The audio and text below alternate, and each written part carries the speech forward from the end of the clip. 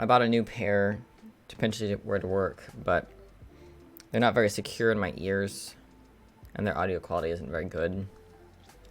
But I think they're going to work anyways. They were fairly inexpensive, I think. Right? I ordered like 6 or 7 things the other day.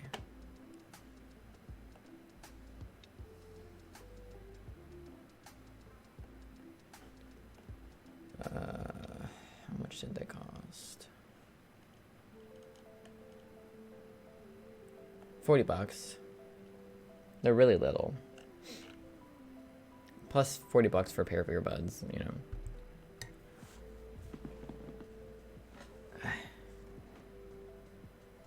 They also don't charge with HBC. They don't charge with USB-C. They charge with the old USB port thing, which is really gross. But they're really little.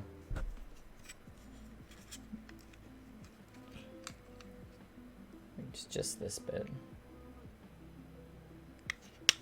Looking for something discreet. Microbeat, yeah, that's what it's called.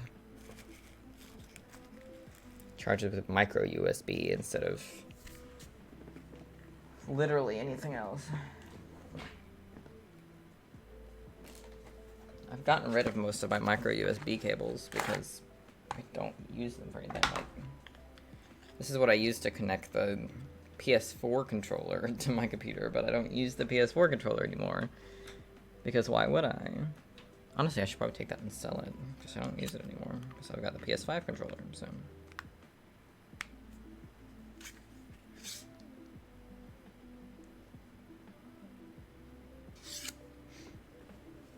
Maybe they'll have better sound quality when the battery's up higher.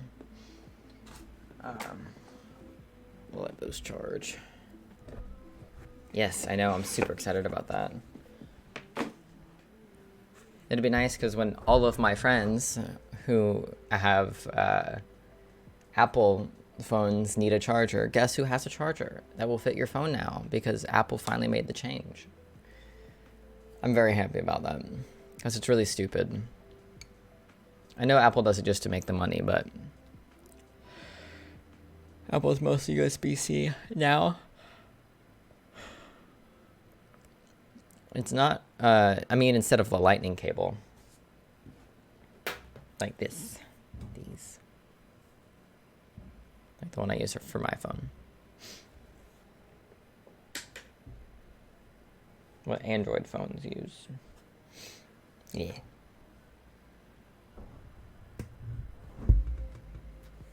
The phone is the last one to go? Oh, okay.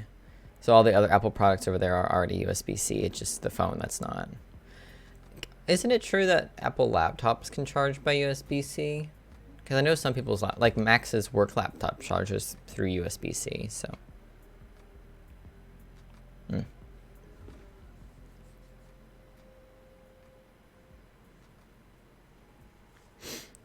Dope. We love universality.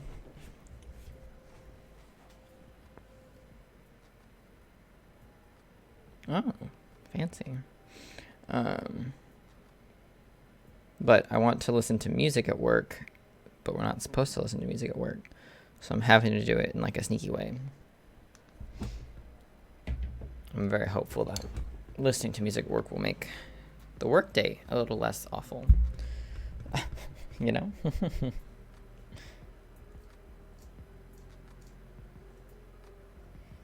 Yeah, so I ordered a bunch of stuff, some hats, earmuffs, earbuds.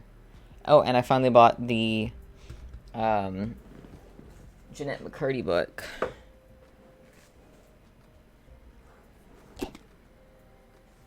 Finally got it. Looking forward to reading this. How big is the...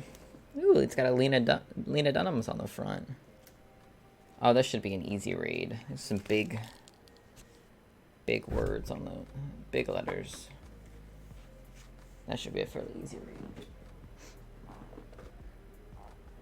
read. Yeah, I'm going to put it under ear protection to hide it, because if they see earbuds in my ears, I'll get in trouble.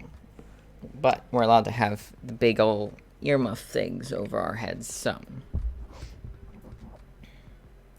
I would just get the earmuffs that also play music, but those ones usually have a bunch of flashing lights on them, which is a dead giveaway, so.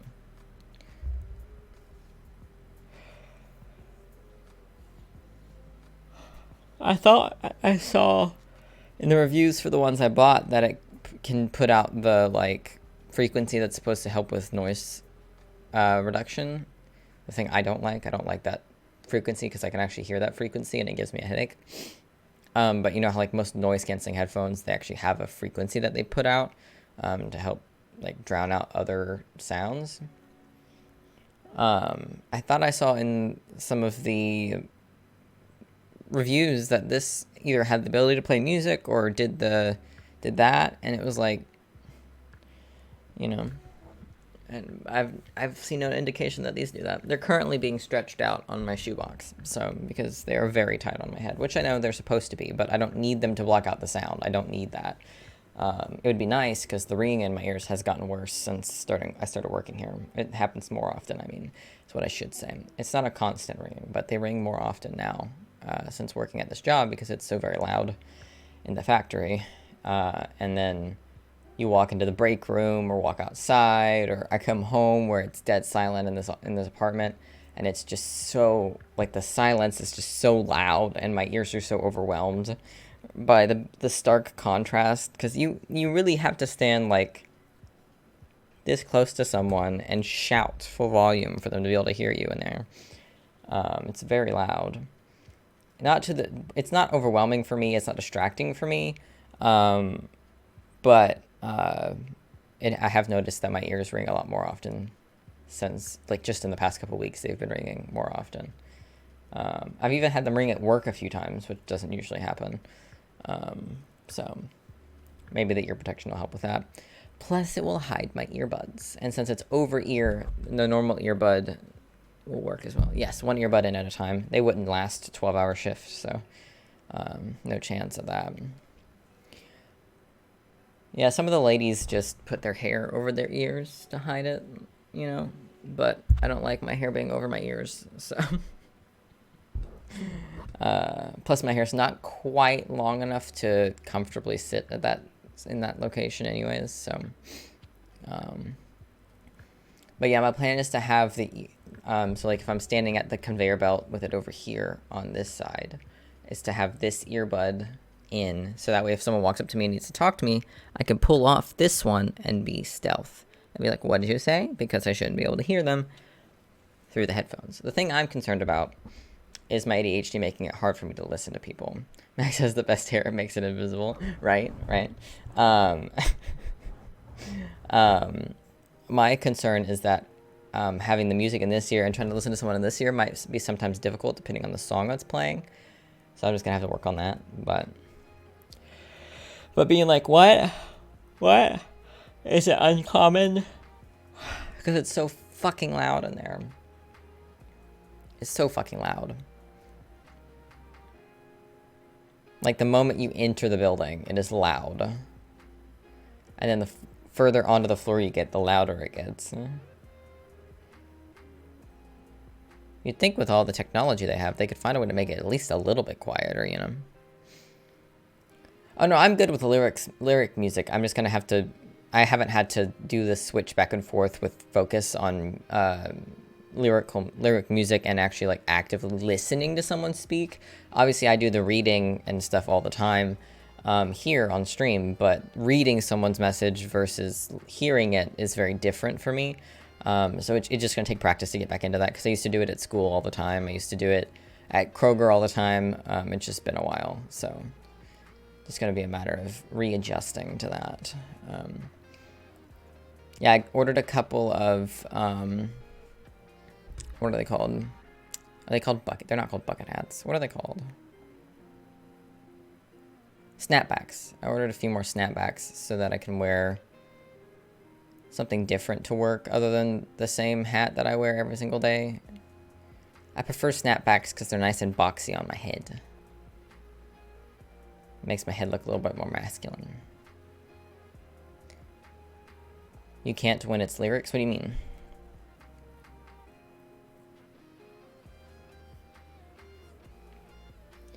You have to order your own safety equipment. No, they said they would provide me earplugs at work. So if I needed the sound reduction, they have earplugs, but I don't want earplugs. I want earbuds in my ears playing music. So, you can't read out when you have lyrics playing. Sometimes I can't. Sometimes it's distracting. When I'm trying to like pay full attention and my brain wants to focus on the music, sometimes it's difficult. But I usually I'll just turn it down on this. It makes it a little easier, but I don't need the music to be blasting in my eardrums when I'm at work. I just need to be able to hear it. That's all. I need to be able to hear it enough that I can follow along with the music while I'm working, so that I'm not thinking about how much my feet hurt, because they still hurt today, which sucks because I have to go back to work tomorrow and my feet have not fully recovered. Mostly my ankles. It's mainly the ankles, like the ball joint where it like attaches to the foot, like that connection there is like sore. So like the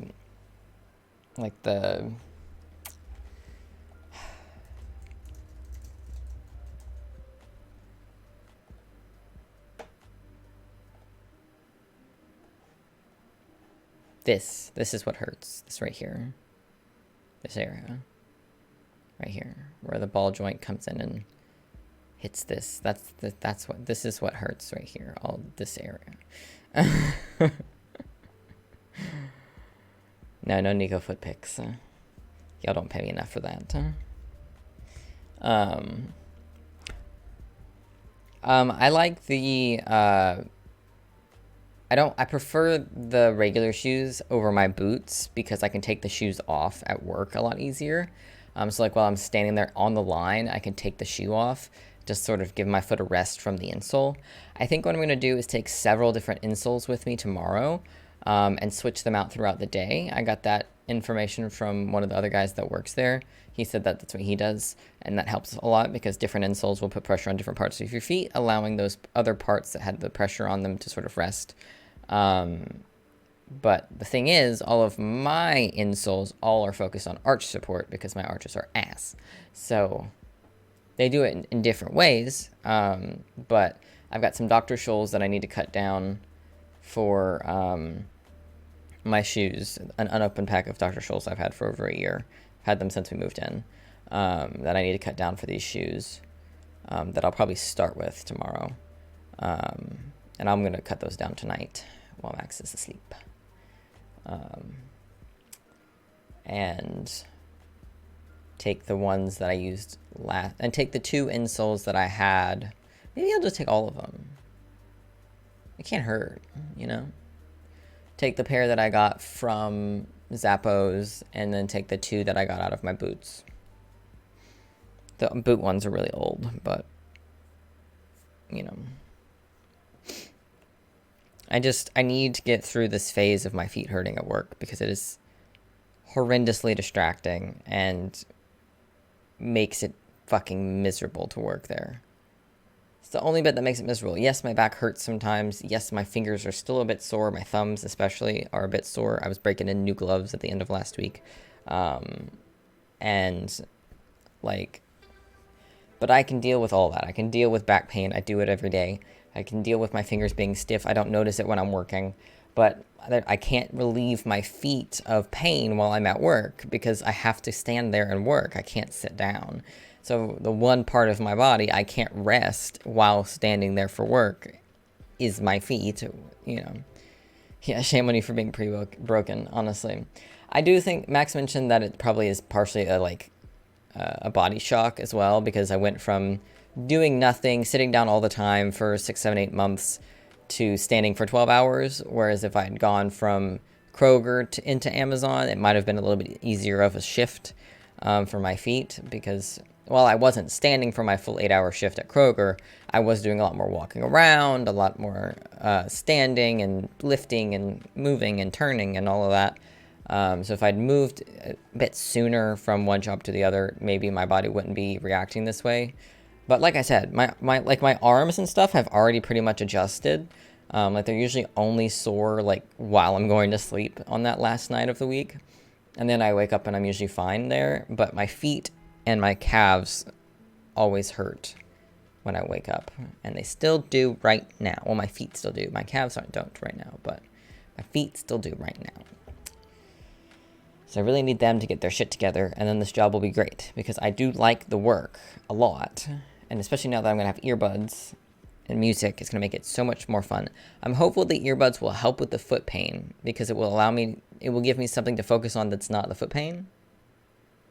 If that makes any sense. Because while I'm sitting there working, because I have ADHD, I can think about 2 or 3 different other things while I'm doing the work, while I'm keeping track of what I need to scan, how I need to scan it, how many things need to go in what box. Like, I can keep track of all of that, but still have the brain power to think about other things. And the only other thing I'm able to think about while I stand there is how much my feet hurt.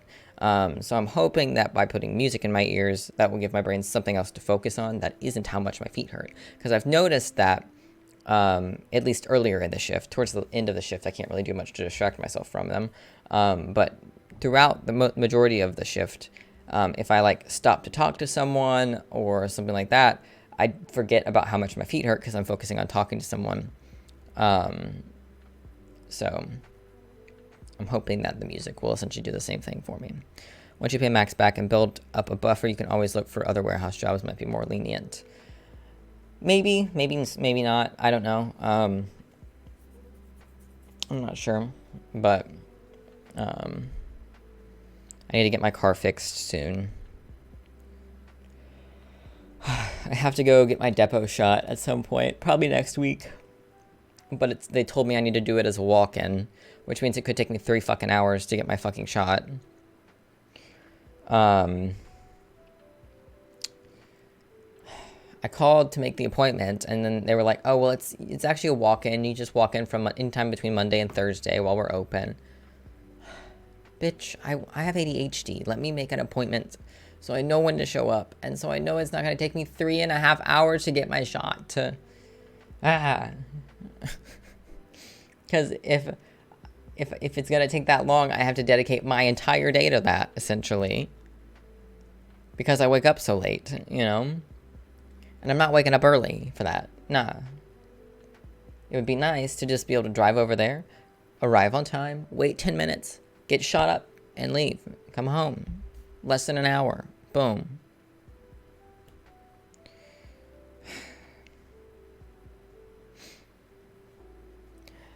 Yeah, probably. It's going to be interesting taking my car to a mechanic, though, because it has been just sitting for probably close to a year at this point, so those brake pads have got to be rusted as fuck. Lord knows the windshield wipers are fucked. Those are usually the 2 things that get fucked by just sitting around and not being used. But I don't need either of those things fixed. I just need it to run. The brake pads being rusted, they still work. It's fine. I'm not paying for new brake pads right now. That shit's really expensive. But I just need them to figure out why it won't start. Because that's it. I just need it to drive me. I just need it to go from place to place. I don't need it to do it nicely. I just need it to do it, period. But I have to call someone to tow it and have them tow it somewhere and then follow the tow truck there and then explain to the people at the shop, hey, I don't know what's wrong with my car. Please help. Also, when you make the call, when you call me to discuss what's wrong, if/when I don't pick up the phone, please leave a very detailed message so that I don't have to phone tag you and I can just come back over here. Because if you try to phone tag me, this won't ever get done. Leave as detailed of a voicemail as you want, okay? Yeah, it'd be nice to find a shop that's able to tow it. That would be easier. But I can tell them what happened the day that it died and tell them that I'm pretty sure it's a battery connectivity issue, but I don't know anything about cars, so I could be completely wrong. But the battery shouldn't be the problem. It's basically brand new. I literally got it last year, beginning of last year. Beginning of early 2021 is when I got this new battery, and car batteries usually last a long ass fucking time, you know?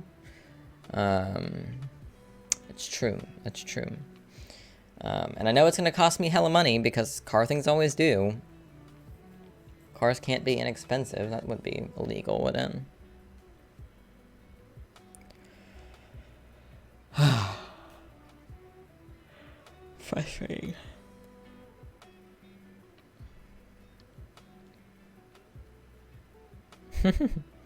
No, the battery shouldn't have died. Just from sitting there not working.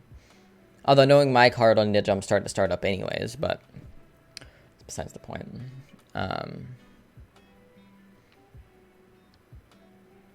I'll find out. I'll be able to find out once they get it running again. I'll be able to know if the brake pads are rusted to the point I need to get them fixed or not, because I know what it sounds like when they're rusted.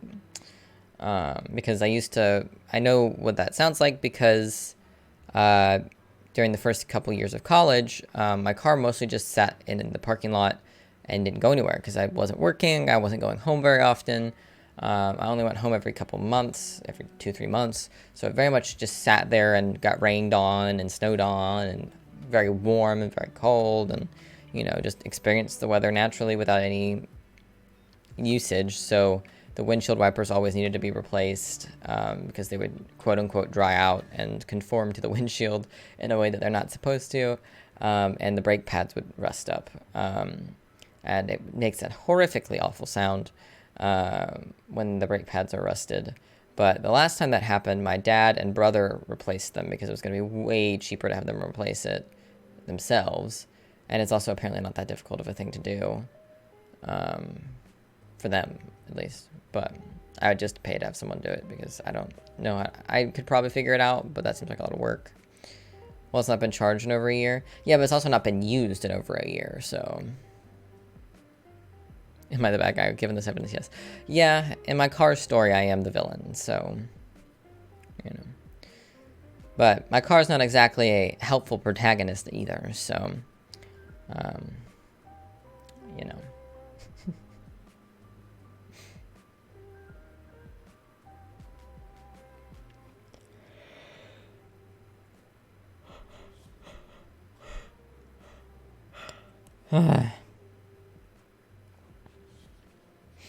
Trying to figure out what we're gonna do for She-Hulk tomorrow. It's gonna be up to Max because I've offered my solution to the problem. Because Max doesn't have therapy tomorrow, but does have a different doctor's appointment tomorrow at a different time than therapy normally is, which makes our She-Hulk scheduling have to change or be different or move or whatever. I'd still rather do it tomorrow instead of Friday, because Friday I have a very limited amount of time to sleep. Whereas on Thursday I can go to bed early. Like, I can go to bed early tonight, in order to wake up on time to do She-Hulk and stuff tomorrow. Whereas I can't exactly go to bed early Thursday night. You know what I mean? Because I'll be at work. But I've offered my solution, and now it's up to Max to decide. So, it still really pisses me off that this show airs on Thursdays. It's very rude.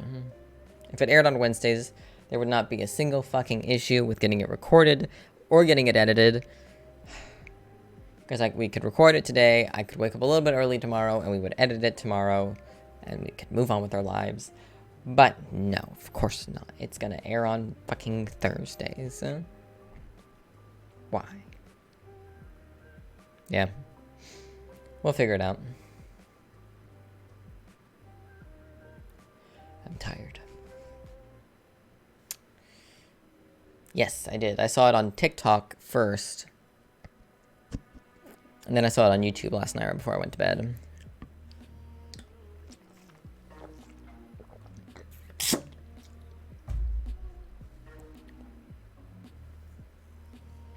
It doesn't come out for 2 years, though. 2 years! That's so far away. 2 full years, almost. God.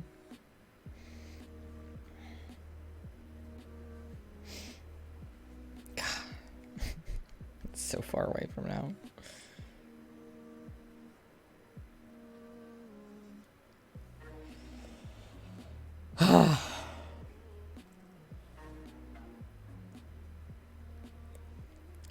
Yeah, they did give it such a sure date, too. I mean, if they've got it slotted this far out, then, you know.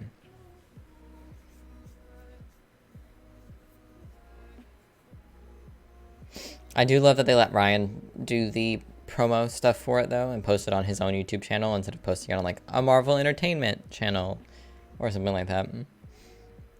Because the TikTok I came across was on Ryan's TikTok, so...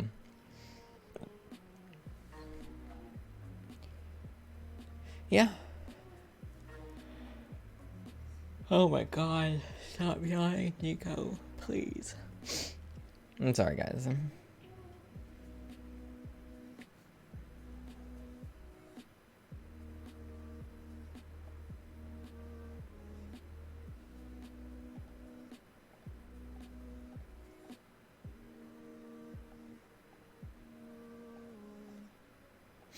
Oh, I should tell you. When I was uploading my stream from yesterday,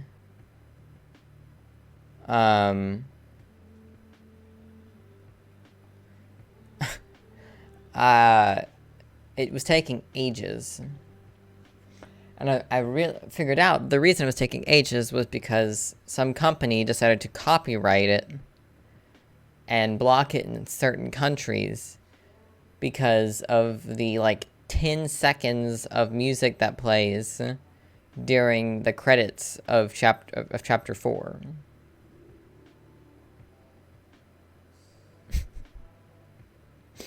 And so I had it muted, and I don't think it's finished muting it yet. Let me see.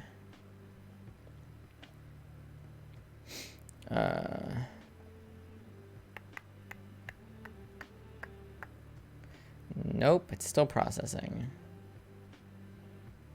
It's been blocked in some countries or regions.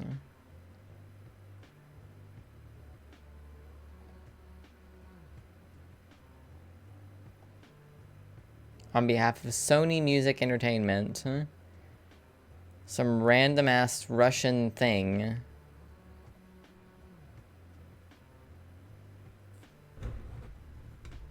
Video editing is still in progress,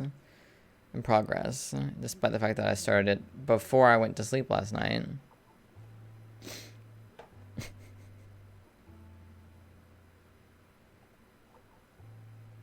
So stupid. I don't care if they claim my video. I don't make money off of the VODs anyways, so I don't care if they claim it. That doesn't bother me in the slightest. It's the blocking it worldwide that bothers me, or blocking it in certain countries that bothers me, because there's not a reason for that. If it's your content that I'm using, just take the money from the 3 views I might get. Oh, there's more. This just came out a few hours ago. Hi. Hi. How are you? You have questions? Yes. I had a lot of questions. I'm sure you had a lot of questions, but rest assured, we're going to answer them right now. Like, for example, how is Wolverine alive? Yeah. After Logan. Logan takes place in 2029. Totally separate thing. Logan died in Logan. Not touching that. What actually happens in our film is these two...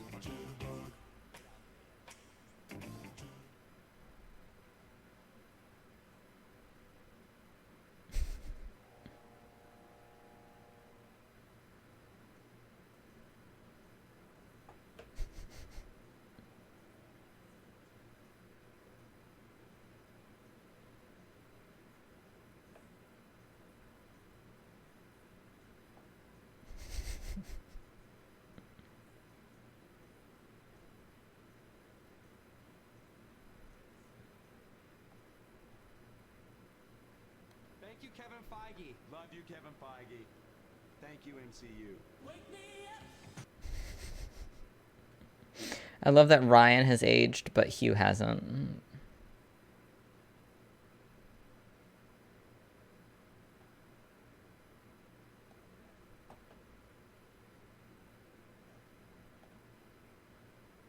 Waiting for someone to remove the music, right? The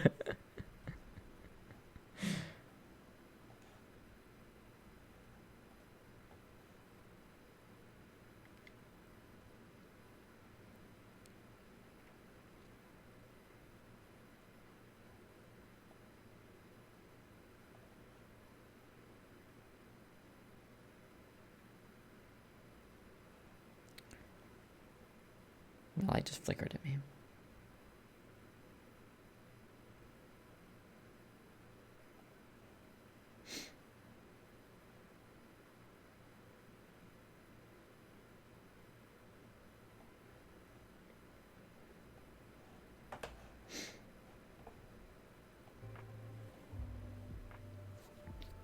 Should really put my phone over here where it's easier to access.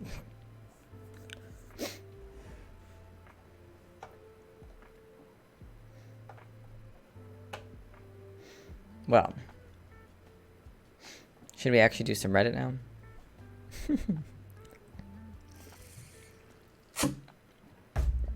It's only been 30 minutes. So.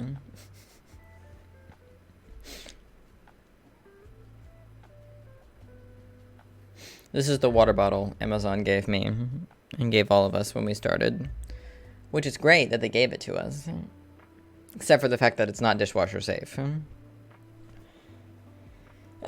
It's hand wash only, but I only ever use it for water, so I'm gonna wash it very rarely because it constantly goes through new water because I'm constantly drinking out of it. I wash the lid fairly often because that's the bit that like gets proper dirty, but like I said, the rest of it's just water, drink, water, drink, water, drink, you know. It sits in the fridge overnight and then I repeat, you know. Hand wash is so fucking annoying. Why would you give this to us? You're Amazon. You can spring for a dishwasher safe one. I don't, like, there's not an excuse for this. You're Amazon. You have all of the money in the world. There's no reason for this, you know? Not a reason. There's no excuse. Oops. Well, I didn't mean to press that.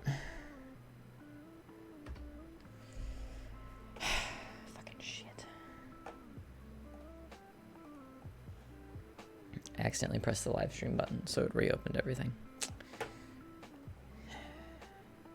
There we go. It's fine.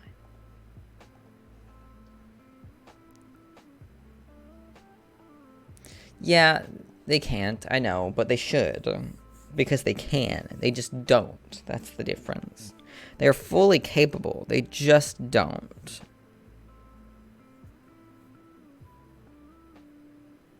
Which is very rude, you know? But it is a very convenient water bottle to use. It's very easy to use and doesn't require, like, since my gloves are always nasty, I don't have to worry about getting, like, the part that I put my mouth on gross, because I just grab it down here and I just leave the top popped open. Makes drinking out of it at work very easy. I don't have to like press a button or open a lid or unscrew something or take my gloves off to unscrew something. So I don't have to worry about any of that. It makes it very easy. Right? Right? That's what we've been saying here. We're waiting for a housing market crash. Because it's a coming. We're in the recession. It's a coming. So... I find it funny when people want to blame like Biden for the recession. It's like, you understand the recession's not just happening here, right? Like, this is like a worldwide phenomenon that's happening. You're aware of that, right? Like, you're aware of that, right? Like, there's gonna be an economic crash after something like the pandemic, you know? That's just how it's gonna be, because to make it through the pandemic, we had to do a lot of things that caused a lot of other things to happen. They were things that needed to happen. We needed to do those things, like giving out the checks and stuff like that. We knew we needed that. We desperately needed that. Otherwise, the economy would have collapsed then. during the pandemic, which would have been just bad on bad on bad, you know.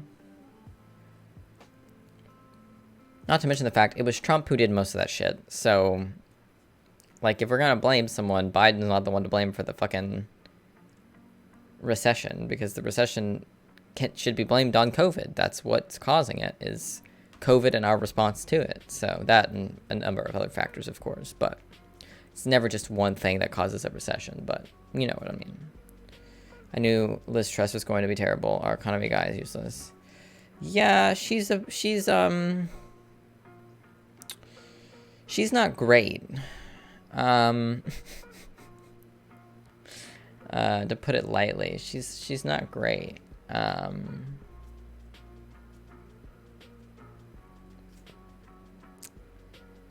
Everything I've seen has been pretty bad, so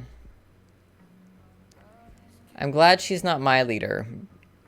But we've had our Trump, so, and then you all had Boris while we had Trump, which was a fitting pair right there because they even look the same. And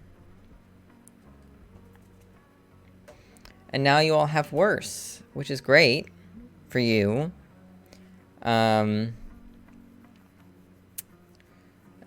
We may end up with something like that in 2024, with Ron DeSantis running for president, which just makes me want to throw up, because the thought that might happen.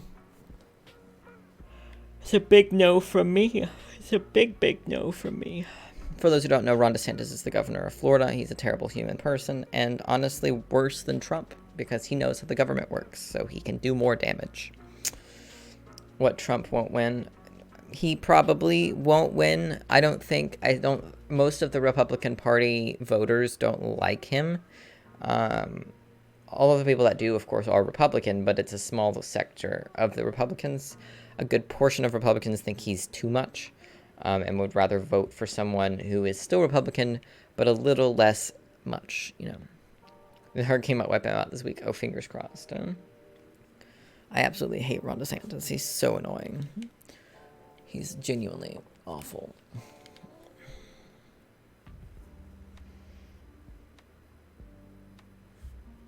Yeah, my roommate, lol.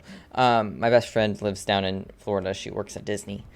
And they're all sheltered in place right now for the hurricane coming through in the next couple days. So, because it's coming right through them, so not quite right through Orlando, but it's pretty close. So, nah.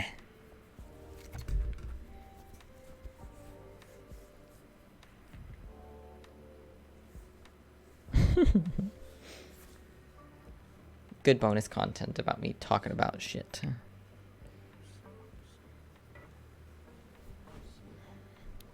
I'm just glad I made friends at work, because that makes it a little bit more bearable to have friends at work.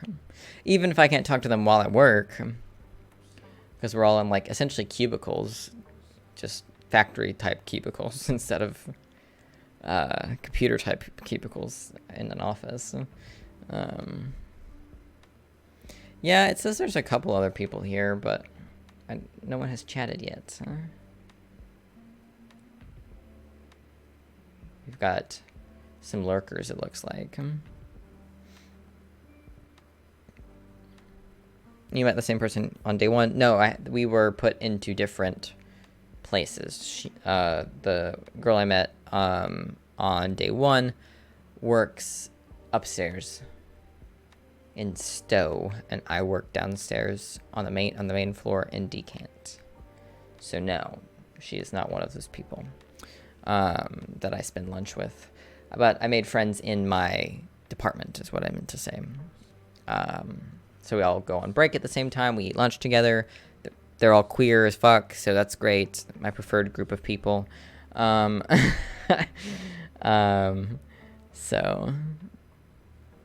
you know. If you gave me a table of straights and cishets and then a table of queers, I'm gonna sit at that table of queers so fast You don't even have to tell me which one is the table of queers. I'll know. You know what I mean? The Amazon algorithm already has you down. Damn fucking right. And we support it. We do. We really do. I think my favorite thing is getting to work and then receiving a text message that my Amazon package has been delivered to my home while I'm at Amazon. I always find that really funny. So I ordered 3 hats, right? 3 new hats to try out. One of them is going to get here tomorrow. The next one says it's going to get here over the weekend. And the third one says it's not going to get here till the end of October. Why is it going to take till October 28th at the earliest to get here? I don't know, man. I don't know, man.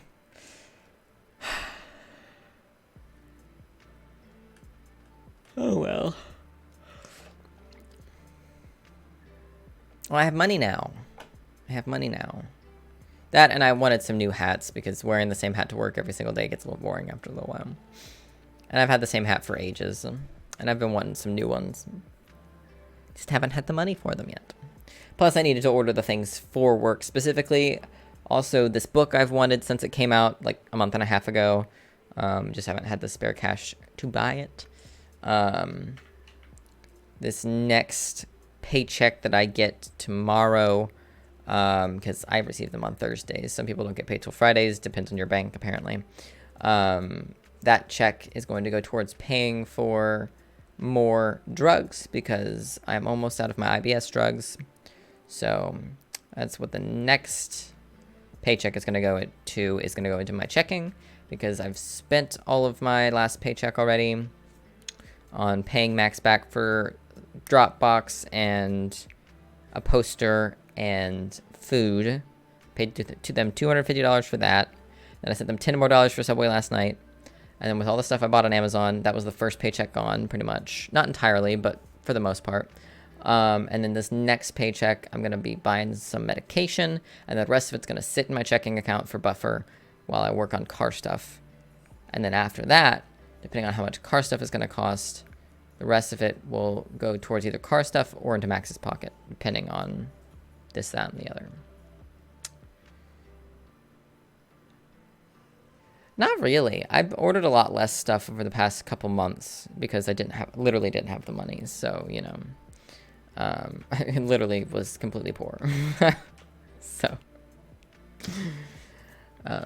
if I did order something, it was something that was like, oh, this is only available for like the next couple weeks, or this will only be available till it's sold out in like 24 hours.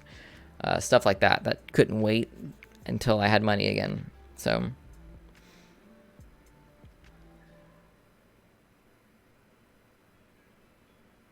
yeah. But I do like ordering things. I do like ordering things. I won't lie. I very much enjoy it.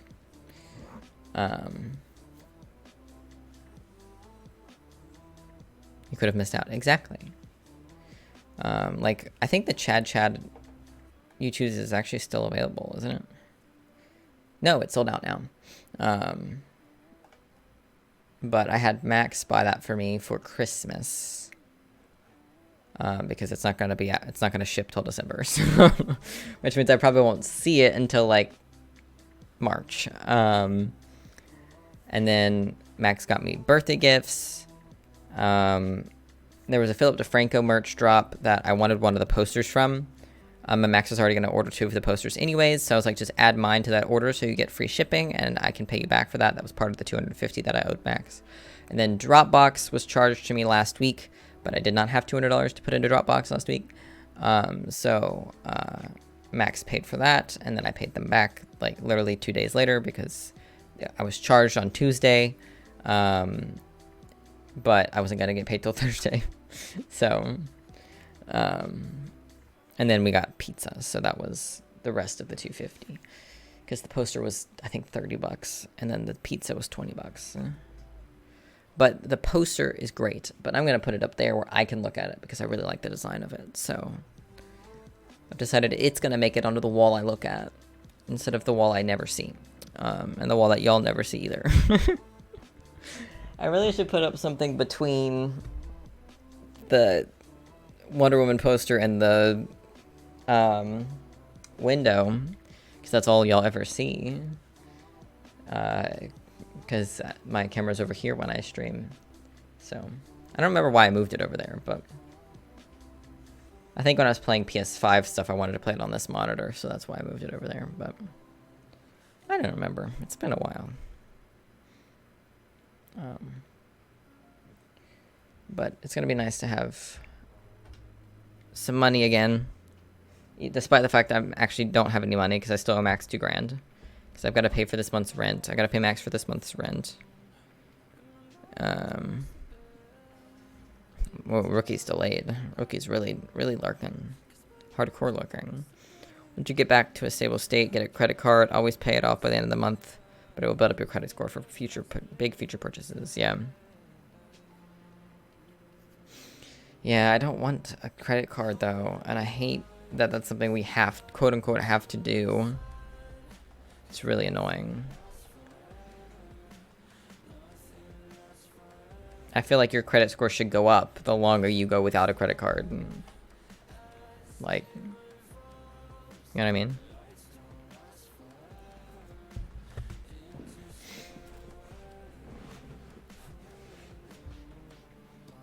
Because our on-time rent payments haven't been improving our credit scores, at least not mine. Max is the one who it pays through Max's account, so you know. Yeah, they're just, I don't need evidence that I can pay it off.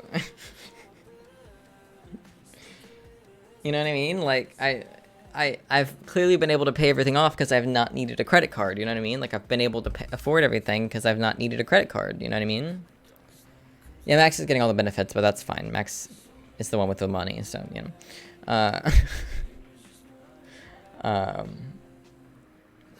I just think I think the whole idea of a credit score and everything is really stupid. So, I just don't like it. I think it's scummy and gross, and I know I'll have to get one eventually, and I'll probably just use it to, like, put gas in my car, or buy the occasional, like, piece of merch or something, you know. Max can probably borrow a ton. Well, Max has student loans they're still paying off, so not at the moment, but hopefully this Biden administration shit's gonna go through and Max can get 10K taken off of their loans. That would be really nice, and would honestly make it where Max is almost able to pay off their loans entirely, like, instantly, almost. Because I don't remember how much exactly Max still owes, but I think it's like, I think the 10K is gonna almost cut it in half. What's left for Max to pay, I think, is what they told me, but don't quote me on that. I could be remembering it correctly. So Max is very much looking forward to that, as one would, and as one should, because 10K is a lot of money. A whole lot of money.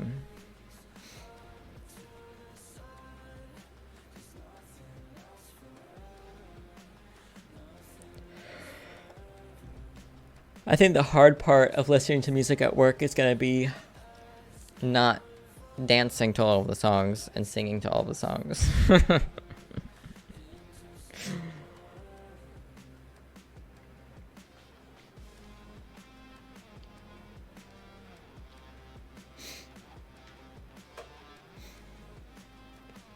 It's funny though, because I work for Amazon, Max kind of works for Big Pharma, and my best friend works for Disney. So the three biggest conglomerates.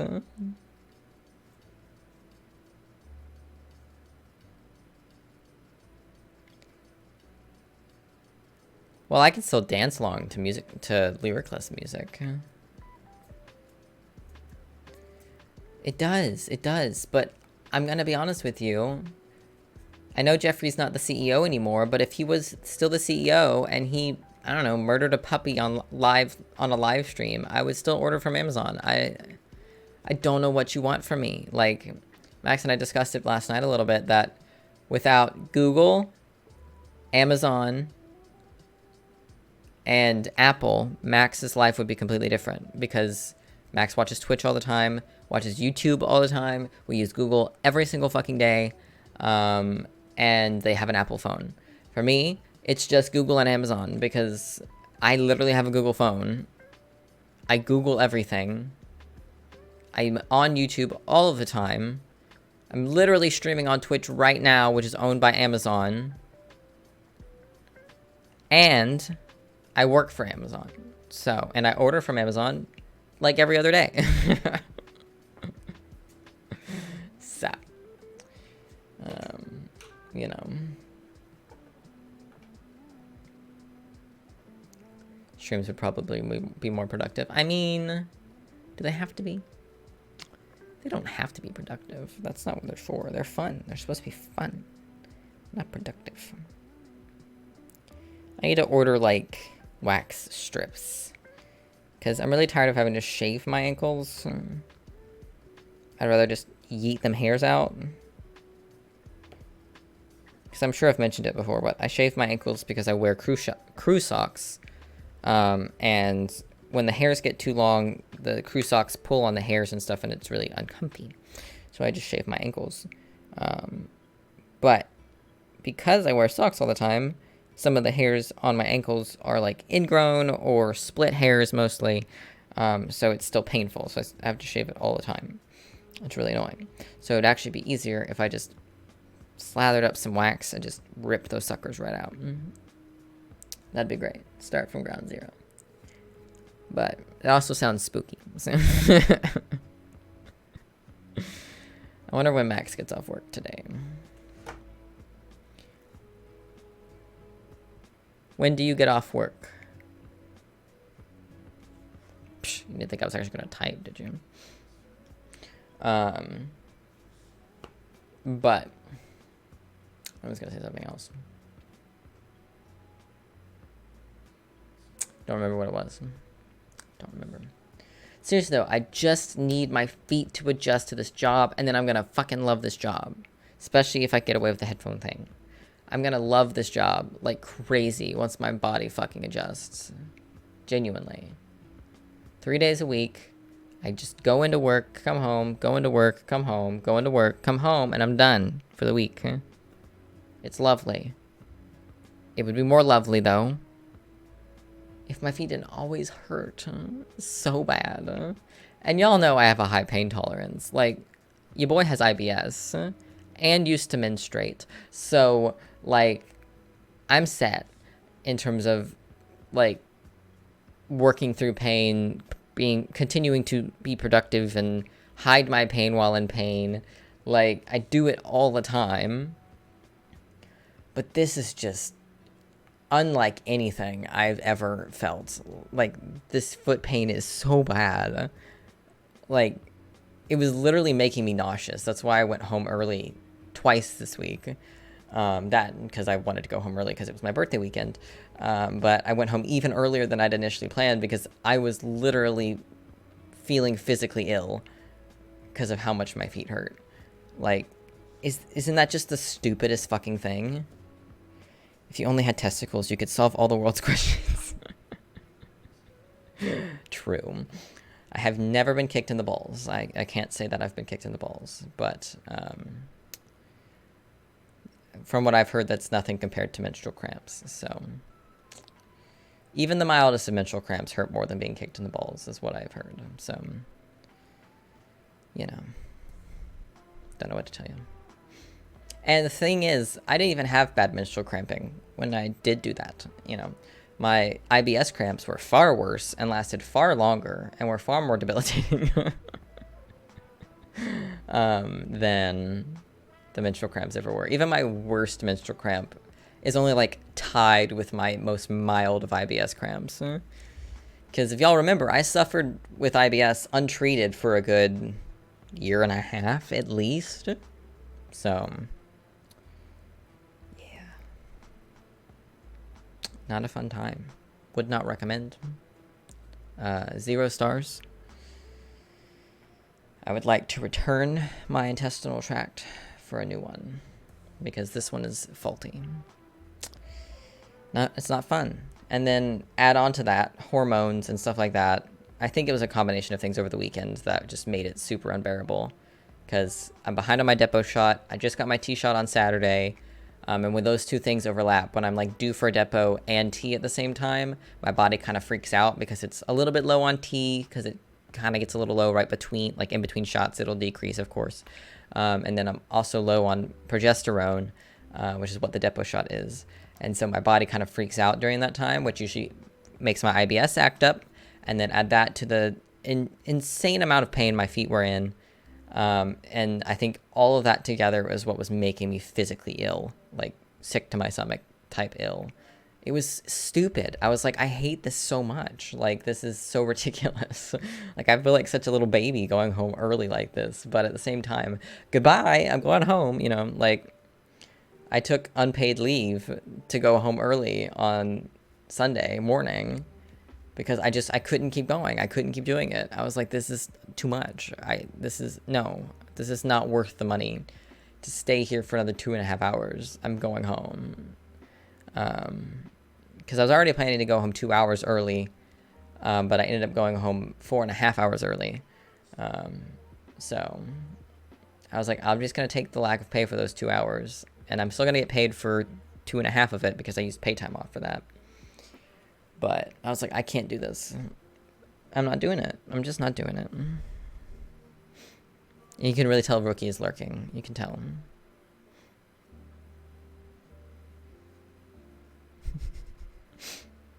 Well, because if I had balls, I could be kicked in the balls and know how much that hurts, you know? Because I know what having all the lady parts feels like and how much that can hurt. I know what having IBS feels like, and that hurts a lot. That hurts worse for me anyways, because I don't have very bad menstrual cramps, compared to a lot of people that do have really bad, really debilitating menstrual cramps that should see doctors about that, because they're not supposed to hurt like that. But I had probably fairly normal menstrual cramping pains, like pretty average, like pretty chill, like because I watch these videos on TikTok of these women who go around, and they have this little, like, these sensor things that, or electrodes that they put on people's like stomachs and stuff, to sort of simulate menstrual cramps. And they tend to do this to men to sort of be like, okay, so it's 3 women. One of them has like a 2 or 3 on their average menstrual cramping. One of them has a 6, which is the average menstrual cramp pain. And then another one is 10 plus at all times, because they have, what do they have? I don't think they said they had endometriosis. I think they have something else that causes the menstrual cramping to be really, really bad. And so they'll take these guys, they'll put the electrodes on them, and they'll gradually move it up from 1 to 10.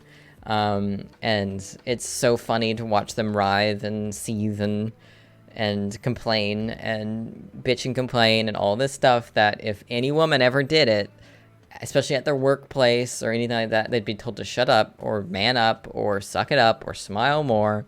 And it's so funny to watch them laugh at these men that have never experienced pain like this before and never will, unless they break all of the bones in their body at the same time. But it's always interesting to watch, because sometimes they're there with their wives or with their partners, their female partners, and they'll have the female partner do it and the male partner do it. And so often the female partner will get all the way up to 10 and just be like, is this it? That's all?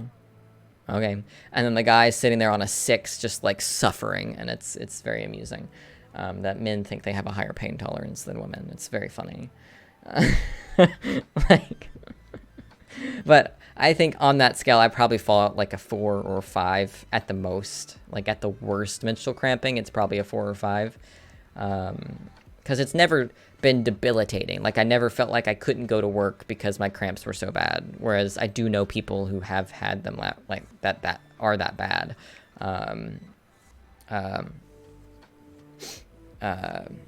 So they were never fun, but they weren't to the point that, like, I can't get up because I hurt so badly, you know, like, they were never to that point, which there are plenty of women out there and uterus owners out there who do have those every month. And I already hated mine like nobody's business, but they weren't bad, and I am fully willing to admit they weren't bad because they really weren't. Like I said, the IBS cramping was far worse, and still is actually. Even though the cramping is less common now that I'm medicated. I just wish the medicine wasn't so expensive. But it does what it's supposed to do, so I don't really mind paying for it all that much. It lets me live my life. Because the IBS cramps did get to the point where it was like, no, I'm not going to be able to move for a minute. I'm going to be on the toilet for a couple hours while I suffer through this, you know? Whereas my periods never got that bad. Not even close. Although having IBS and still menstruating at the same time was not a fun time. I have to say that. That's not a combination I would recommend to anybody. God, I can't imagine what it's like to have endometriosis. Like, that just sounds like a fucking nightmare disorder to have. For those who don't know, endometriosis is a disorder where your uterine lining grows outside of your uterus, but still inside of your body. So you could get uterine lining growing on your kidneys or on your abdominal wall. And it still cramps. It still does all of the things that uterine lining does, just not in your uterus. If I remember correctly, it is uterine lining. And that just sounds like fucking, like, that sounds like a horror film premise, if you ask me. Like, no, thank you. I'm good. It is. It's very bad. It's also far more common than you'd think as well. It's more than 200,000 cases in the U.S. per year. It's very common, surprisingly. And women who have really, really, really bad menstrual cramping to the point that they are ill, that they can't stand, that they can't breathe, that they feel like they need to go to the ER for it, a lot of them usually end up having endometriosis or PCOS, which is another disorder related to that type of, stuff. And it's very common, and it's very much not fun. Cells similar to the lining of the uterus or endometrium grow outside of the uterus. It often involves the pelvic tissue and can envelop the ovaries and fallopian tubes, as it can also affect nearby organs, including the bowel and bladder. No, thank you.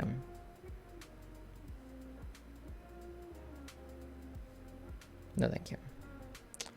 Horror film. That's what that sounds like. Horror film. What is PCOS? PCOS. Oh, polycystic ovarian syndrome. Right. We're learning today, friends. We will get to Reddit, I promise. Polycystic ovarian syndrome is a condition where you have few, unusual, or very long periods. It often results in having too much of a male hormone called androgen. These are the women that you usually see that grow a little bit of facial hair due to the higher rates of testosterone in their body. Many small sacs of fluid develop on the ovaries. They may fail to regularly release eggs. A lot of people who have PCOS, not all of them, but some of them are infertile due to the PCOS, and it is also very common. If I remember correctly, Chloe Bennett has PCOS. There's you an example of one. I remember her posting a picture on Instagram a while back of her in the hospital for some PCOS issues. I believe it was PCOS, or was it endometriosis? I thought it was PCOS. I'm pretty sure it's PCOS. Am I wrong? Could it be endometriosis? Oh, fuck me. I don't remember. Fuck.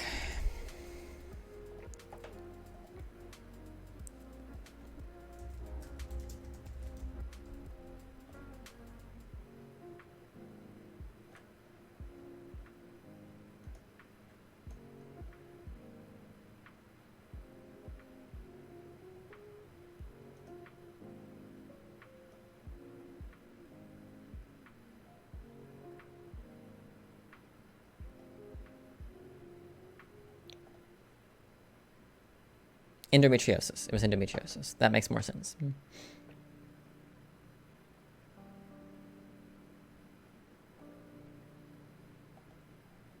I knew as soon as I said PCOS, my brain was like, no, doubt. But she was in the hospital because she got surgery to help treat it, which people with endometriosis often have, like ones who have it really, really bad, tend to have regular surgeries to have those tissues removed from the parts of the body it's not supposed to be in, because it's not fun. Hello, first-time chatter. No, I will not be reacting to YouTube today.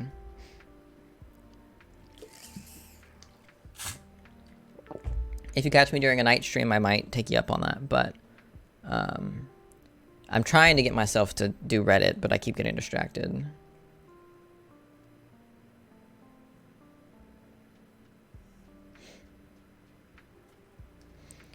I'm supposed to be reading Reddit. I'm supposed to be doing Reddit today, but I've just been kind of chatting, catching everybody up on life and things and fun stuff like that.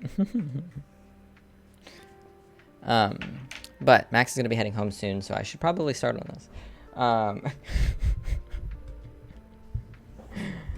Fun stuff. Yes, fun stuff. Learning is fun sometimes. When there's not a test to take, learning is fun, okay? I don't know what you want from me. Learning is fun until you have to take a test on it. I don't make the rules. That's just how it is, okay?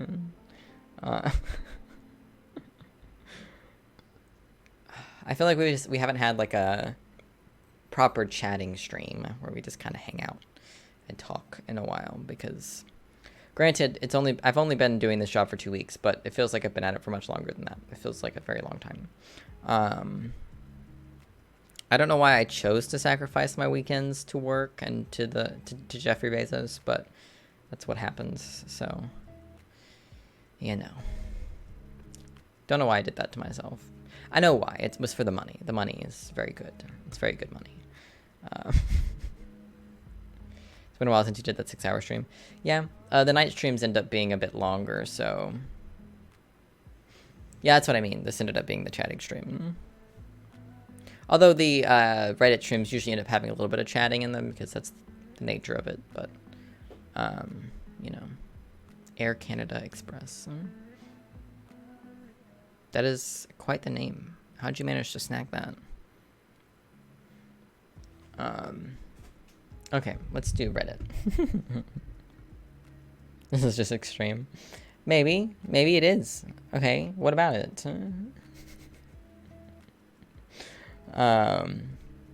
Alright. Am I the asshole for my reaction when I learned that my fiance returned my wedding dress and replaced it with the one his mom picked for me? Divorce? Yeah, no, you're not. That's the end of... We don't need to read the rest. We don't need to read the rest of this post. It's not necessary. Any upset reaction to this is a valid one, okay? I bought myself last week when we were doing Reddit. I bought a prop that I feel is very necessary here. I bought some red flags. Because half this fucking subreddit is just a big ass red flag, okay? I have a whole bunch of them. This is just half of them. The other half is in the box still. Red flags. I wish I could throw the red flags at these people. Just yeet them at them. Because good God. He replaced the wedding dress you chose with the one his mom chose for you. Unacceptable behavior. I thought you bought that hammer. What hammer?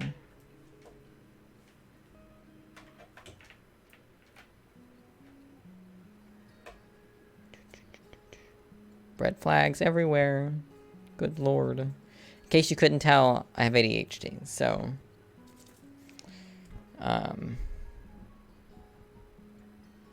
Oh, the overpriced gavel. No, that's what the button's for. Divorce? That's what the button's for. The red flags are very cheap, as you can tell. They don't... It doesn't stay up. But they were like $8 for 25 of them, so not bad. My fiance, male 33, and I, female 28, are getting married in December. Don't. His mom is the intrusive type, but she's nice overall, and we somewhat get along. Don't marry him. Get some tape. Nah, that's too much effort. I hate to admit that wedding planning has been an absolute nightmare. His mom wasn't willing to agree on most things, and my fiance said that since he's her only son, then I should respect and appreciate this vision. Don't marry him. Run, bitch! Run! Don't marry him. She appreciate this vision she has for the wedding and how it should be. She insisted to come along for wedding dress shopping. I took her with me and my mom and friends.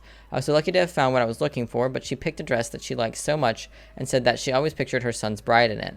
Mom and friends thought this line was creepy. I thought the dress was somewhat creepy and totally not my type. I apologized and thanked her for her vision, but I told her I'd already decided on a dress that I had envisioned for myself at the wedding. She got all pissy because of it, apparently, then must have told my fiancé because he came home in the evening ranting about how I made his mom upset and turned down her help in choosing the wedding dress and excluded her from the process. I asked what process. Duh, it's just a wedding dress. My wedding dress. So I really didn't get how she could get say at all. He got upset and said that this attitude of mine isn't working on him or his mom. He said that I should consider the dress his mom wanted me to buy, especially knowing that both dresses weren't that much different anyway. Like she said, but I told him yes, they were very different, like so much different. Huh? Just every red... I need more than one flag. There's so many flags here. There's so many. There's too many flags here, guys. I told you we didn't need to read the rest of this. This is egregious. Anyways, we argued about it, then we dropped it. Yesterday, I came home and found out that he had returned my wedding dress and replaced it with the one his mom wanted. I called him and he was straightforward about what he did and why he did it. I lost it and started screaming at him. I know you're not married yet. Divorced. I'm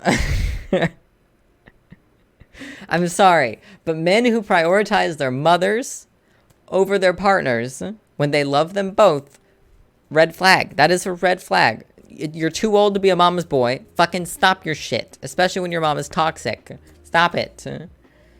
At least he was straightforward about it, I guess. I'm trying to find some positives here. He didn't lie about it. He at least was honest about it. But he didn't tell her beforehand, so that kind of nixes that out. He asked me to calm down and really give this dress a chance. I refused to even listen. I screamed at him without giving him a chance to speak. Good. He got home and we had an argument. I then went to stay with one of my friends, and he kept calling and texting, saying that I overreacted, and it's his wedding too, so it wasn't cool how I screamed at him. Bitch, it's not your dress. If you like the dress so much, you wear it, okay? If your mama likes this dress so much, how about you wear it for her, okay? Instead of making your wife do it, okay? She's not picking out your fucking dumbass fucking suit. So if you like the dress so goddamn much, you wear it to the wedding, all right? Jesus Christ. He insisted I give the dress a chance and went on about his mom had a vision and good intentions and just wanted what's best for me as her future daughter-in-law. My mom is livid and has been wanting to go and scream at him, but his mom... screaming at him and his mom, but my dad said that this isn't worth ruining my relationship with my in-laws. It is. It absolutely is. It 100% is, Dad. Shut up. You're wrong. He suggested I wisen up and go with the flow. Dad is a red flag as well. Your father is a red flag. But is it too much for me to be able to pick my own wedding dress without being guilted about it just to keep the peace? You are not the asshole. No. Red flag on your dad. Red flag on him. Okay, I'm editing some answers to some frequent questions I get. A, the dress she picked wasn't all too crazy, but just wasn't my type. B, the issue started during wedding planning, and there were other things, like way too many things we didn't agree on, but this vision has been there for quite a while. C, I am paying for the dress. D, my fiance's dad is deceased. Also, his mom suffered from multiple health conditions, has no daughters, but only one son. Don't give a shit. E, he's still persisting. Divorced. How do I get it to play over and over again? Divorced. Get in the bin. In the bin. In the bin.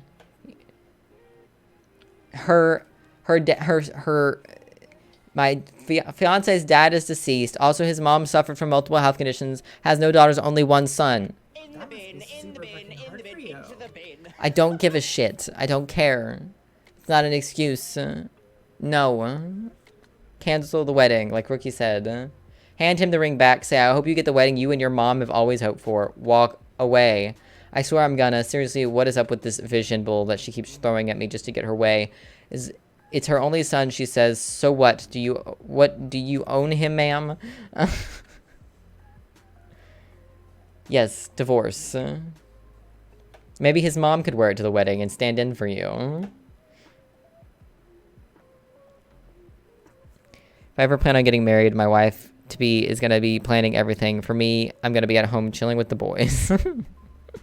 Well, you're expected to help, you know. Unless she's the type that just wants to do all the planning, in which case, go for it. Because those ladies be out there. Those ladies absolutely be out there. Sane response, call off the wedding. Take his suit back and exchange it for a clown outfit. Yes. Not a clown suit, but the most outrageous adult onesie you can find for mommy's big baby. Yeah. A onesie with mommy's baby boy on it. Yeah. Wise up and run a mile. Next step is picking your honeymoon and coming along. Run, run, run, and then run some more. Also, your dad is being ridiculous too. My dad is your typical yes man who has no knowledge of boundaries whatsoever. The stories I can tell about my childhood with him, there's still some messed up stuff he did that I carry with me to adulthood. I told you dad was a red flag. I told you dad was a red flag. Told you. What did I say? I love the type that loves to do all the planning. Hell no. No one can get in her way, right? Honestly, I kind of love that too. Although, unless she's a bit crazy about it, you know, like my mom is a planner, for example. My dad is not a planner. Dad was a red flag is a great title for something. Oh yeah. But my mom does she tends to plan a lot of the stuff, but dad helps when he's asked. Otherwise, he pretty much stays out of trip planning and financial planning and things like that, because my mom's really good at that stuff and she likes doing that stuff. So he mostly stays out of it unless he's asked to do something. So, you know, those women are absolutely out there. Absolutely. Do you plan on having kids? Now imagine your mother-in-law disagreeing with you on something you want to do for those children. How your mama's boy fiance will side with her instead of you. I'm sorry, but leave while you can. Yes, we do want kids. Absolutely horrific when kids are involved. Kids are hard work and have to deal with it. On top of this, no ma'am, no thank you.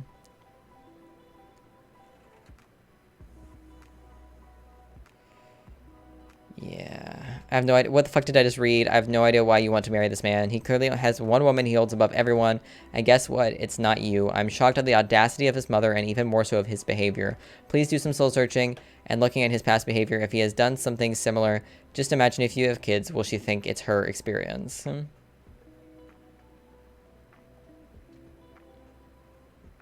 Yes. It is not uncommon for abusers to utilize their parents to aid in their abuse. Absolutely. Run, bitch. Run. Run, bitch! Run! All of the running.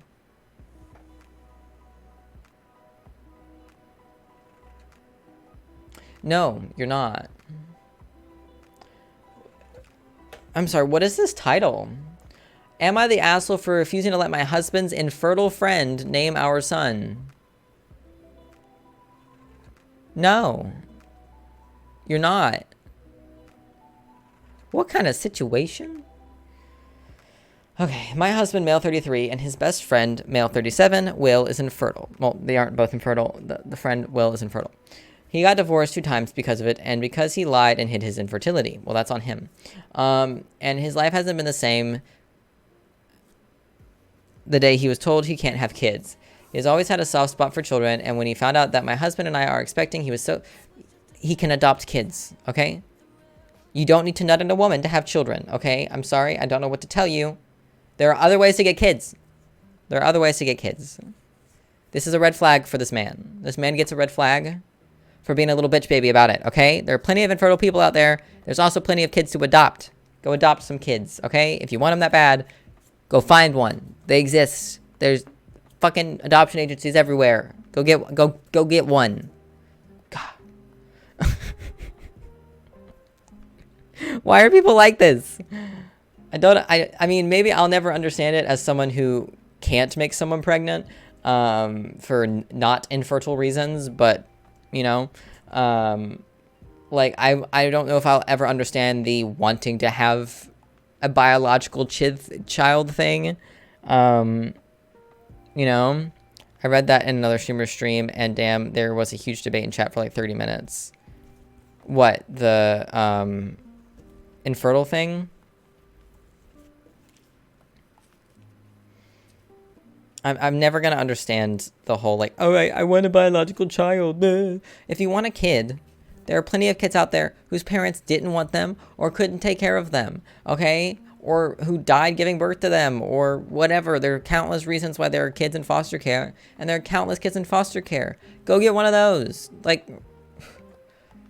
unless you're not qualified to get one because you're too bad of a person, I don't know what to tell you, or because you're too poor or whatever. Like, I'm sorry that you can't make a free baby, but like, newsflash, in America, it is not free to have a baby, even a biological one. You know what I mean? It is not free to get it costs 30 grand to give birth in a hospital in the USA. Previous post in Am I the Asshole? Ooh. See, we tend to agree on most things in this chat, so it helps that there's so few of us also, but like, we tend to agree on things here, so we all tend to have the same general views on things. Okay, when he found out my husband and I were expecting, he was so thrilled and started buying us gifts and decor and pieces that he made from his woodwork for the baby, which is great. Good for him. My husband thinks that those are all nice gestures, but I couldn't help but feel uncomfortable, especially with how much he keeps mentioning the baby. A few days ago, my husband and I found the gender of the baby, and the minute we told Will, he started calling the baby a random name he picked and was going to give to his baby if he wasn't infertile. He then started begging us to use this name, and my husband said that it was a done deal. I refused, but my husband called me heartless and asked me to do this one small nice gesture for his struggling friend to give him closure and honor him after all the things he has done for us. One small nice gesture? Naming your child is not a small gesture. Or at least it shouldn't be. No. That's... Especially if she's carrying the kid. Like, you ain't naming the human I'm growing inside of me right now. What the fuck? What the fuck? No, sir. Unless it's a name I like if you happen to pick out a name and I'm like, ooh, I like that name. Sure. But if it's not a name you like, absolutely the fuck not. No, sir. I flipped and said it's my baby, not his. Will heard this and left immediately. My husband yelled at me saying it's his baby too. No, it's not! And my behavior towards Will was abhorrent. He left after him and didn't come back till morning. He kept saying the same thing and pressuring me to agree on the name, but I refused. What is the name? I want to know what the name is. Is your husband also building his friend an art room in your house?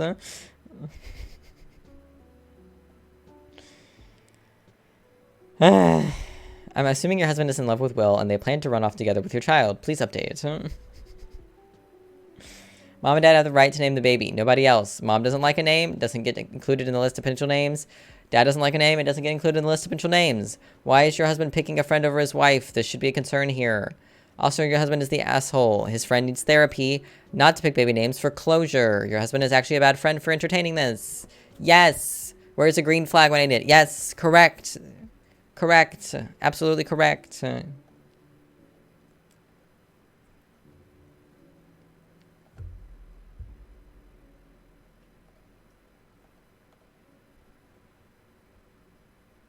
Sounds like you're the incubator for for husband's / Will's kid. This is terrible. Yeah. Small thing to do. You are the one pregnant with this child. It is your baby. Who the hell says that for naming a whole human being? Why is your husband letting Will be like a second dad to his own kid? Unless the name is after a family member, perhaps. There shouldn't be a third person outside the couple when naming a kid. When naming a kid, both parents, just the parents, should agree on a name. It doesn't matter as Will is infertile or fertile.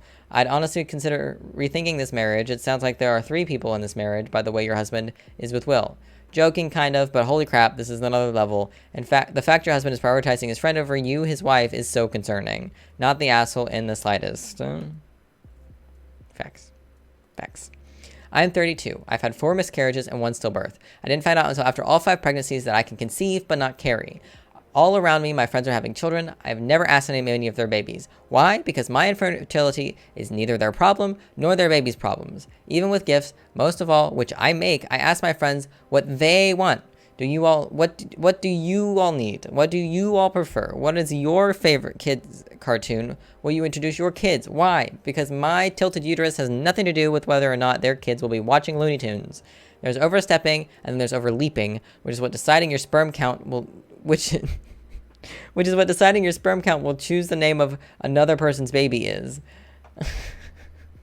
I'm fine. I've been in therapy for years for a whole slew of things. I've shared not for sympathy, but to accentuate how wild this is. Absolutely.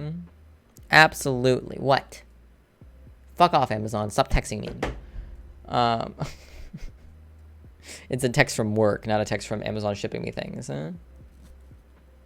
Yes, stillbirths are not fun. But this right here, this woman has had 4 miscarriages and a stillbirth. Do you understand the amount of trauma that comes with that? And even she's not such a bitch about it. God. Like, go to therapy, Will. Therapy. I need a therapy button. Therapy. See, I get messages from Amazon telling me that packages have been delivered, and then I get text messages from my workplace that is Amazon telling me things like, oh, here are some tips from managers about blah, blah, blah. Bitch, I don't care, okay? Unless the tip is how to cut my fucking feet off so they don't hurt anymore, I don't want the tip. Thank you. It's nice to have something to fiddle with in my hands, especially because it's usually relevant, because there are so many red flags on this subreddit, it's not even funny. Will is creepy as fuck. I'm 100% try to steal your baby. Yes. Absolutely.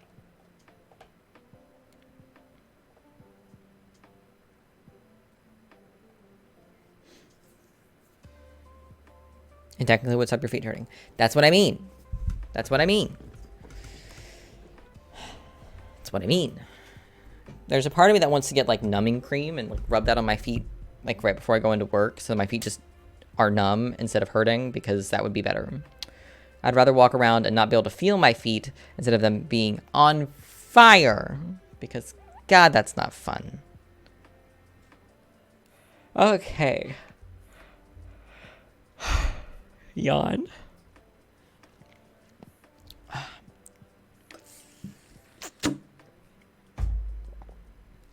Probably would just be absorbed by the sock. Yeah, maybe.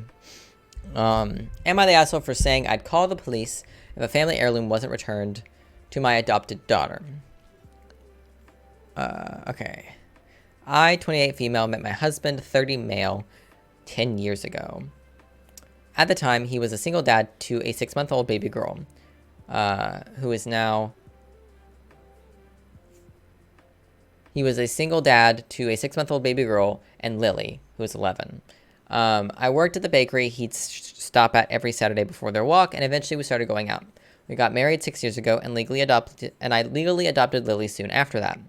In my family, it's a tradition that the oldest daughter is gifted an old sapphire ring on her 11th birthday. The ring belonged to my grandmother, who gave it to my aunt, who gave it to me, because all of my cousins are male.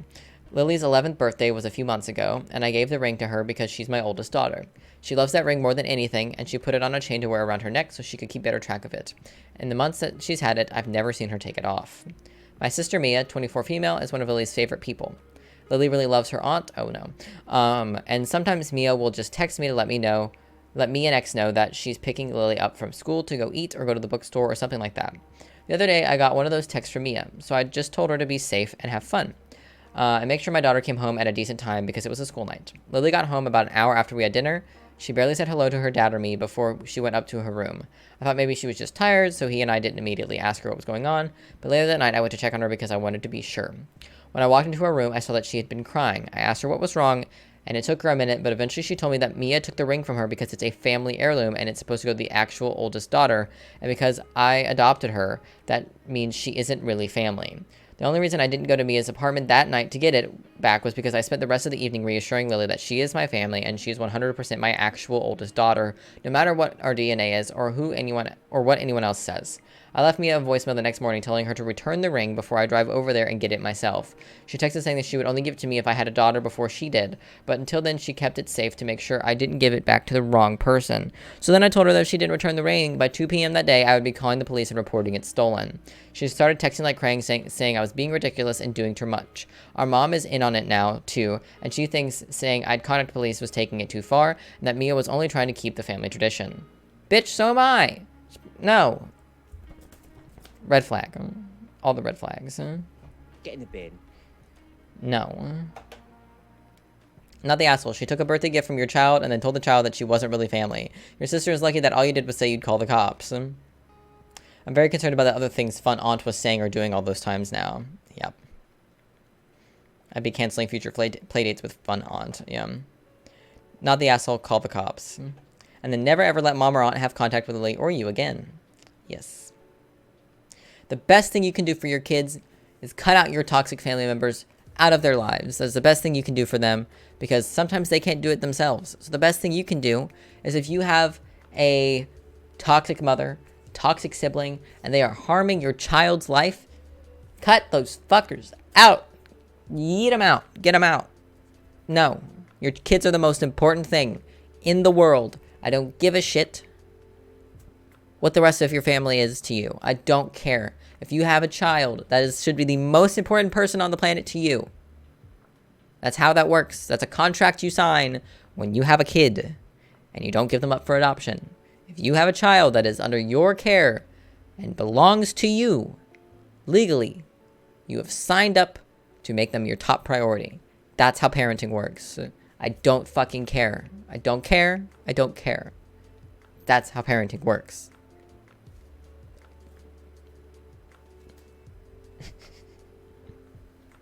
Call the cops.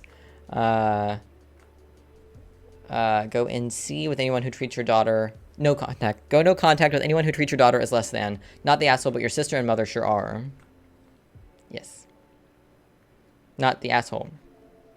What the fuck to your sister? Oh boy. There are already red flags in this title. It's appropriate I'm wearing a red shirt today, isn't it?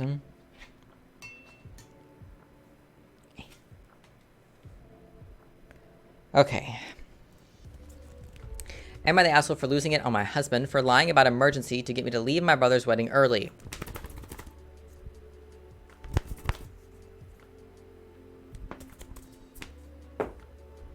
Red flag. Red flag down. Okay. My husband has been sick for a few days.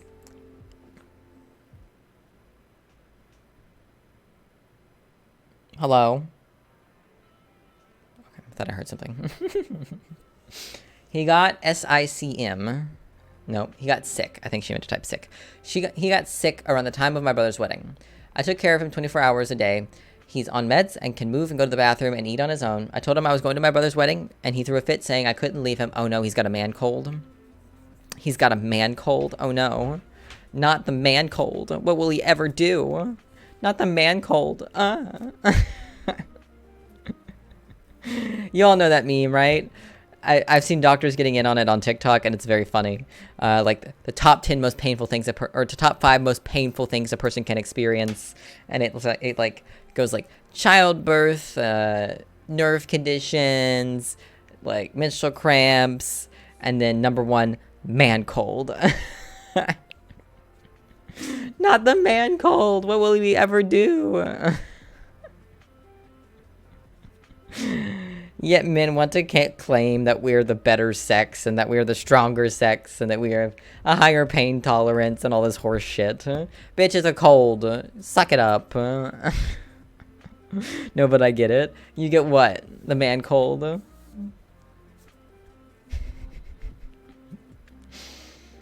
I told him I was going to my brother's wedding, and he threw a fit, saying I couldn't leave him alone while he's sick. Oh, call your mama, okay? I told him he was not that sick. It's just some stomach ache that he's getting treatment for, and suggested he call his sister to come stay with him. He said no and told me to miss it. I got upset and bluntly said no, that he could survive a few hours while I attend the wedding. He sulked as I was leaving, and as I was leaving, he said he hoped I won't ever come back. Divorce this man-child. Divorce? Man-child. You have married a man-child. Divorce him. It hurt my feelings, but I know he was just mad and didn't mean it. Okay, people don't say shit like that when they're just mad. Only kids say shit like that when they're just mad. I didn't hear the meme, but I get the meaning. Yeah. At the wedding, I got a text from him saying he lost balance, fell off the stairs, and hurt his back. He said he was in a lot of pain. He threw up and couldn't move, and insisted I get home ASAP. I freaked out and started calling his phone, but he didn't answer. I thought he must have passed out and freaked out even more. I got in my car and drove back to my house immediately. When I got home, I rushed towards the stairs while calling out his name, but he wasn't there. I started to really freak out and I rushed into the bedroom and found him in bed drinking juice. As soon as he saw me, he put the phone down. I instantly knew he lied, so I lost it on him and started yelling, saying he freaked me out and caused me to miss my brother's wedding for nothing. Divorce. Divorce. Divorce! Jesus Christ. Absolutely nothing. He said he already told me I couldn't leave him alone in the house and that this very scenario could have happened if I had stayed there any longer. I yelled at him, calling him horrible, which made him cry. Good! He started crying and throwing his juice all over the place. It sounds like you've married a child. Are you sure this is a grown adult? God. I yelled at him, calling him horrible, which made him cry. He started crying and throwing his juice all over the place. I had to step out and call his sister, thinking she'd come help. But she came and started cussing me out, saying I had a lot of nerve, expecting her to back me up after I so carelessly left her brother alone at the house in that state just to attend a party. It wasn't a party! It's a wedding! It's a wedding! Divorce the whole family! Divorce the whole family! What the fuck? If my brother did any bullshit like this, I'd be beating the shit out of him myself. What the hell? No. What the fuck? We got into an argument and I went to stay with my family. My brother understood when I explained the situation to him. My husband and I haven't seen each other since then, but his sister kept saying I have no right to scream at her brother and cause him to have a panic attack, and said that he was at least clear with me from the start, but I chose to be dismissive. I'm 26, he's 23. Yeah, he's a child. Divorce him. Divorce him. Leave him. The only reason to go back to that house is to collect your belongings. Absolutely. This isn't even borderline. He was abusive to her. The behavior is a hell no, and it means it's time to get the fuck out. Absolutely. This is only the tip of the iceberg is what he's going to pull to you when you do not do as he says. He's a controlling person, highly manipulative, and is actively seeking to destroy your relationship with your family. Let's be clear. This was about control. This is so sick that he would even do this. In a functional family, a sibling's wedding is sacred. Sacred? Sacrosanct? I don't know what that means. Sacred. I'm just going to say sacred. You move heaven and earth to be there to support your sibling and to celebrate the start of their new life with their spouse. Your husband hurt your brother, pulling you away from what should have been about him and his wife. He created a scene because I can guarantee that the conversation became about your husband's injury and the emergency. He robbed you of your special time with your family. This would destroy any trust I had in my spouse permanently. If a person is so highly manipulative that they could pull this crap, I'd be gone. Please, please, please seriously consider where your future with him is going. A person like your husband will do this again. It could be calling your boss at work to get you fired because you can't go on a work trip with him. It could be destroying your friendships with close friends because he doesn't like him. It will be isolating you from your family because he doesn't want to inconvenience himself. Well, he's already done it. He just did it. Yeah. Yeah. Yeah, what first caught my attention is making someone drive when they're that emotional can actually be really dangerous. He's claiming that he could have actually fallen down the stairs alone while ignoring she could have gotten into an accident because of her emotional state. Both are in the realm of possibility. Something can't be set past his own ego and care for her safety. Yep. Red flag for saying you can't go to the wedding. Red flag for saying he hopes you don't come back after you go to the wedding. Red flag for lying, causing you stress and forcing you to leave the wedding. Red flag for him to carry on and throwing juice like he's a toddler who can't use his words. Red flag for poisoning the well by obviously shit-talking you to his sister. OP, get the fuck out. You're better than this madness. Absolutely. You're too young to be stuck with a fucking petulant child for a husband. Oh, OP. Hun. Babe. Those are the words you use to describe what I'm assuming to be a full-grown adult male. Girl, throw the whole man out. Seriously, your husband is a lying, manipulative, selfish bastard, and you know it. You deserve better than trash. He was sick. He's sick. He couldn't go to the wedding because he's ill. He has a man cold, remember? Or sorry, a man's stomach ache. Apologies.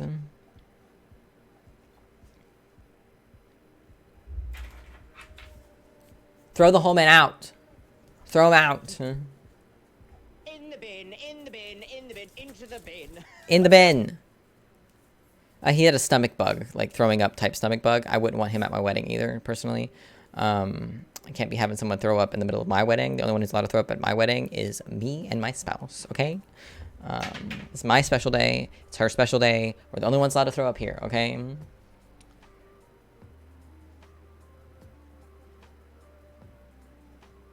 Ooh, spicy. Am I the asshole for talking to my mother-in-law like a child when she touched my belly? Weird thing for her to do. Are you pregnant? Is that why she touched your belly? Yes. Okay. My husband and I are expecting our first baby. We've had some ups and downs with his parents because they don't understand boundaries, but overall it's been really good. For some context, I, 24 female, come from an abusive home and I cannot stand being touched. Before getting pregnant, this wasn't a problem with my in-laws, but now that I'm carrying a baby, it's been awful with my mother-in-law and sister-in-law because they think they can just touch my belly whenever they want to. Both my husband and I have talked to them and said that while I would rather they don't touch me at all, I can understand this is a big thing as a family, so I would simply like to be asked instead of just feeling a hand at random times. But they rarely do it, so I move when they touch me. Now onto the subject. A week ago, my best friend threw me a baby shower, and I invited my in-laws, and since I don't have any blood family left, we let them invite 10 more people, which included aunts, cousins, and my husband's grandparents. It was an overall lovely moment, but at one time I was sitting eating cake while my mother-in-law talked with my father-in-law's sister. And while telling her something about the baby, she put her hand on my belly, and I don't know, I just didn't like it. So I took her hand and removed it and said, no, no. You know I've told you not to touch without asking first. You know how to ask first, don't you? It's easy. With the most condescending voice I've had. Both my mother-in-law and father-in-law's sister looked at me shocked, and then my father-in-law's sister laughed, but my mother-in-law got red in the face. When it was done, my mother-in-law approached me and said that what I did wasn't nice and she just slipped, so I didn't have to treat her like a child. I just smiled and said that she's touching me after being asked a million times not to was child behavior, and I just called her out for it. She left very sad, and when we got home, my father-in-law called my husband and said he would love for both of us to apologize to each other, but I said no, so he called me an asshole. Not the asshole, I hate being touched. Everyone thinks being pregnant makes you public property. Stand your ground, enforce your boundaries, and tell her off every single time. A country neighbor of mine told her friend a solid one-liner I'll never forget. If you didn't help bake the cake, keep your hands away from the oven. Abso-fucking-lutely. The only person who gets to touch your pregnant belly without permission is your husband, unless you've set that boundary with him as well. Which is a perfectly fine and reasonable boundary to set. Because people don't like being touched. I'm sorry. I don't know what you want. Don't fucking touch me. Don't touch me. At all. And I didn't even have an abusive childhood like that. Don't touch me. No. Not the asshole. Sometimes people don't understand when you ask nicely. My friend grabbed a stranger's boob when the stranger touched her belly. The stranger was shocked and my friend said, "Oh, I thought we were grabbing each other's bodies. My bad."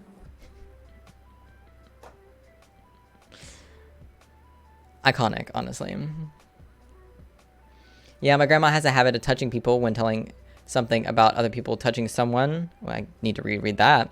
My grandma has a habit of touching people when telling something about other people touching someone. Nope, still didn't get it. My grandma has a habit of touching people when telling something about other people touching someone. Yeah, I'm not going to get it. Everywhere. I tried talking to her, eventually yelling at her to stop fucking touching me. Where it worked was when she grabbed my ass as a way of demonstrating X did Y to me so and so many years ago. Isn't that awful? I felt so violated. And after finishing that, she touched me. Out of pure reflex, I threw my elbow at her and hit her quite perfectly on the cheek with a lot of momentum. And I mean full force. A lot. Long story short, I broke her jaw with the impact because she basically got yeeted across the kitchen and had multiple long-lasting bruises too. Am I proud of me? No. I don't want to hurt a fragile person, and apart from that, I cannot think of another bad trait. But it worked. She has not touched me, apart from shaking hands, screaming ever since. She felt violated, yet did the same to you. What the fuck? Yeah. She needs to tell someone to replay the story. Oh, okay. I can never stay near a pregnant woman. They have too many mood swing moments. Some do. There are some pregnant women who don't really have very many mood swings. But I mean, if you had that many hormones rushing through you too, you'd have mood swings every goddamn second of the day. Growing a human is a lot of work.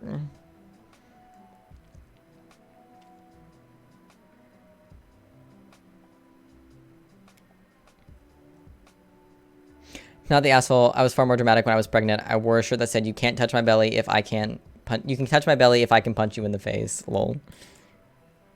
A large pregnant belly is just intimidating. It really is. Have you seen some of the pregnant women who are just have huge pregnancy bellies? Are like, girlie, how are you carrying that thing around? God.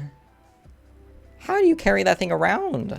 Goodness gracious. I could never. I don't ever want to, but I also could never. You know what I mean? Like, I don't think I'd survive pregnancy. For a number of reasons. But, like, even if it was something I wanted to do, I don't think I could do it. You know what I mean? Like, it's a lot. That's a lot. Growing a human takes a long-ass time, and it's a lot of fucking work.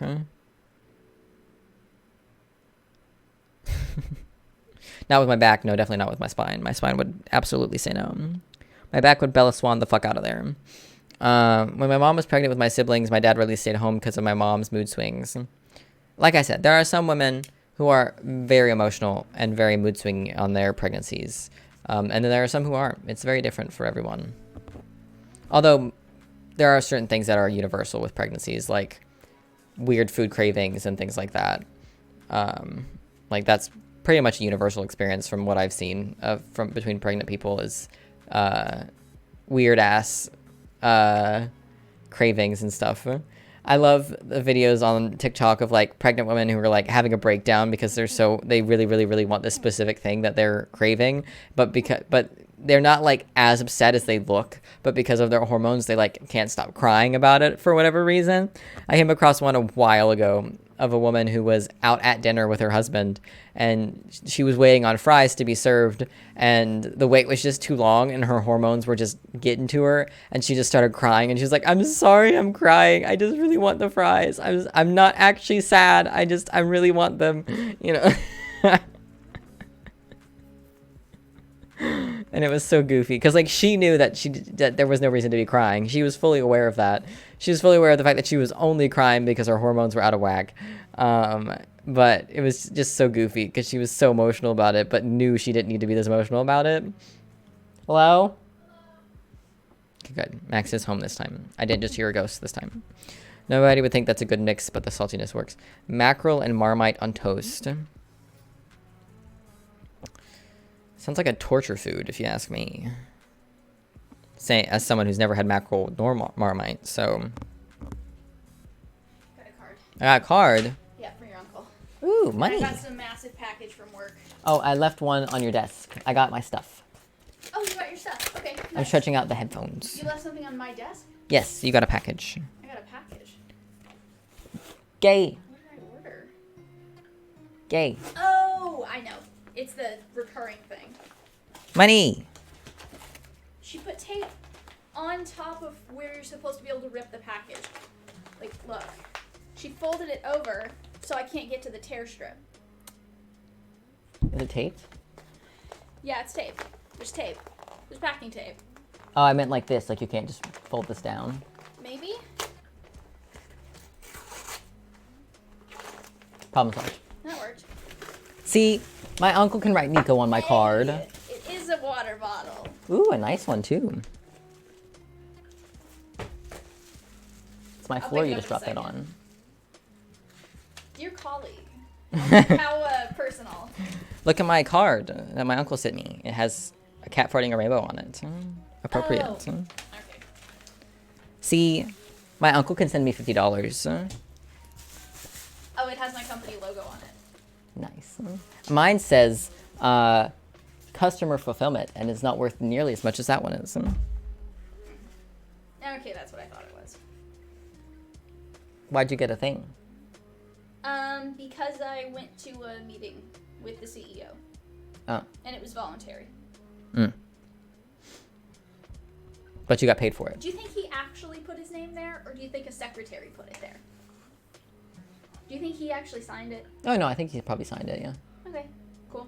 I've got this very bent card with a signature from the CEO. Mm-hmm. That's cool. I'll keep that.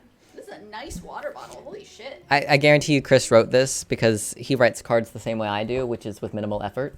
Because I can never think of what to write on birthday cards other than like, happy birthday, I love you. And this says, I love this card. I hope you do too. We love you and wish you a good birthday and year. End of card. Simple. The way I like it, honestly. I would show them that this has my company's logo on it, but I don't really... Don't want to dox yourself? No, I don't really want to dox myself. I mean, Jimmy already knows where I work. But that's just Jimmy. Yeah, Jimmy already knows where I work. Jimmy doesn't give a fuck. No. It's a nice water bottle. And it was free. Unboxing stream. Yes, unboxing stream. Yay, money. Oh god. That noise.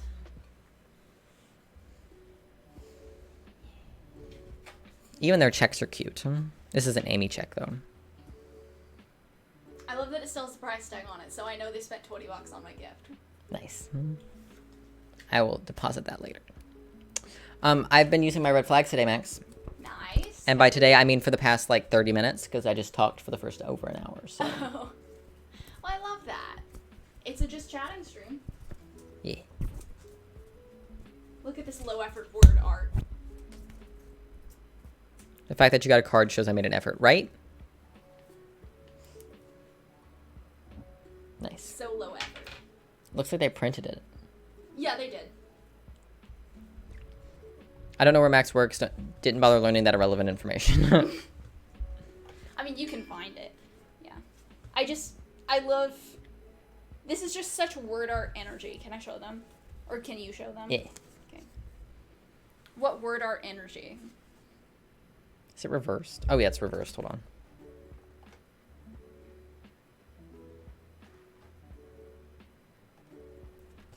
There we go. I like it. And then I've got this water bottle with the logo.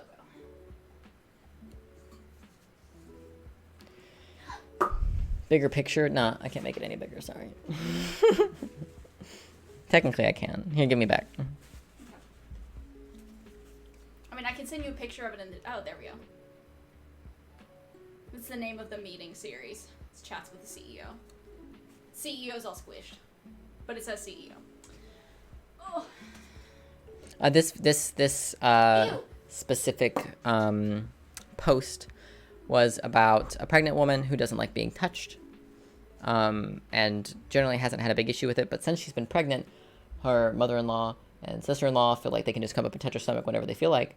Yeah. And so when she and her husband have told mother-in-law a bunch of times, don't fucking touch me, bitch. Unless you ask first, do not touch me. And she at a dinner touched her, and she talked to her like a child, and said, no, you know I've told you not to touch without asking first. You know how to ask first, don't you? It's easy. And this person in the comments said, sometimes people don't understand when you ask nicely. A friend of mine grabbed a stranger's boob after that stranger touched her stomach. The stranger was shocked, and my friend said, oh, I thought we were grabbing each other's bodies. My bad. Like, just because I'm pregnant, that doesn't give you the right to touch my pregnant stomach. What the fuck? Like, there's also a quote somewhere in here that said, if you didn't help bake the cake, don't touch the oven. Yeah. Even if you help bake the cake, still request. Yeah. Like, I feel like if I was pregnant and had a husband, like, he'd be the only person who's allowed to just come up and, like, touch my stomach without asking. But, like, if I set that boundary with him, then he has to ask too. But, like, he's the only person that, like, needs a specific boundary set that you have to ask first to touch my stomach.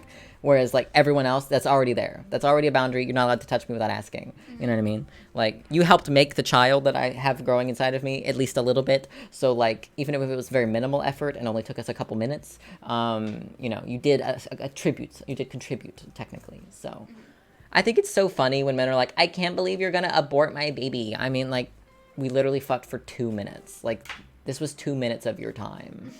Like, you have no say in. I'm sorry. Like, no.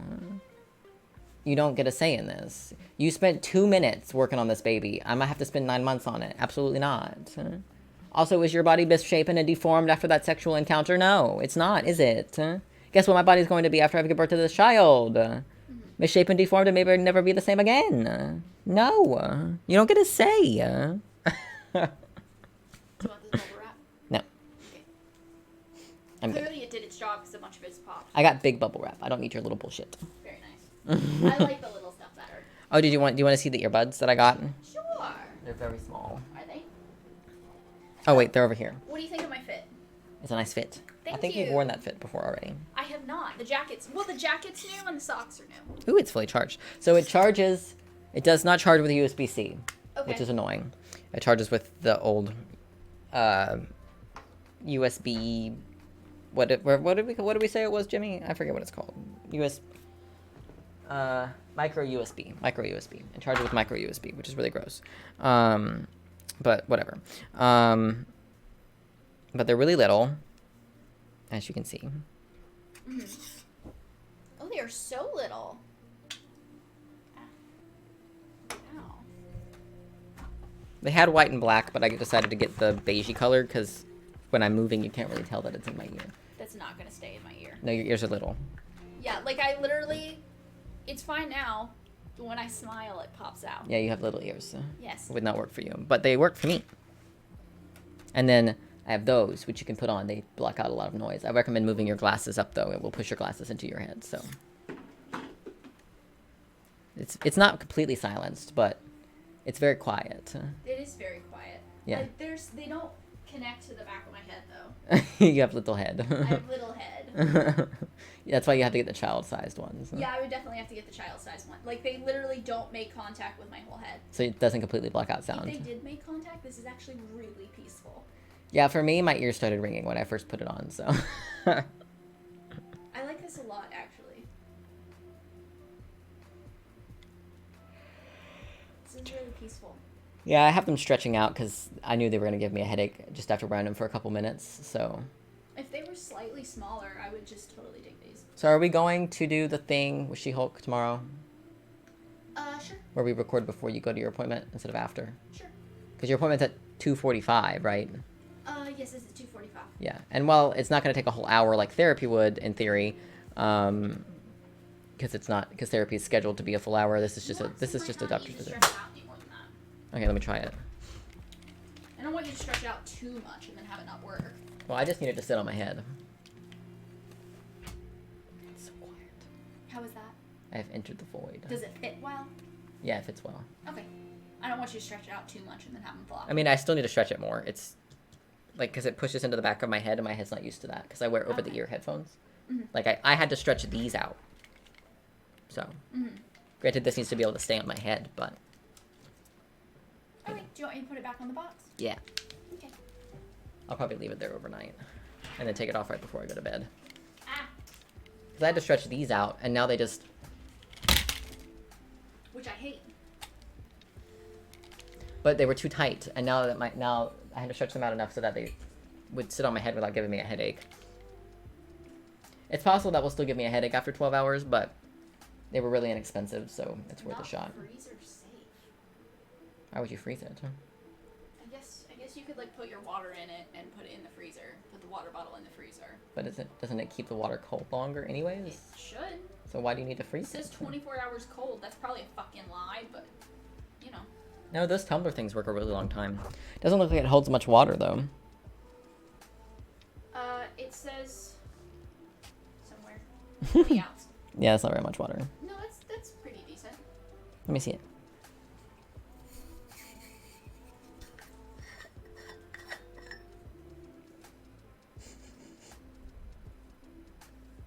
There's something on the inside of it.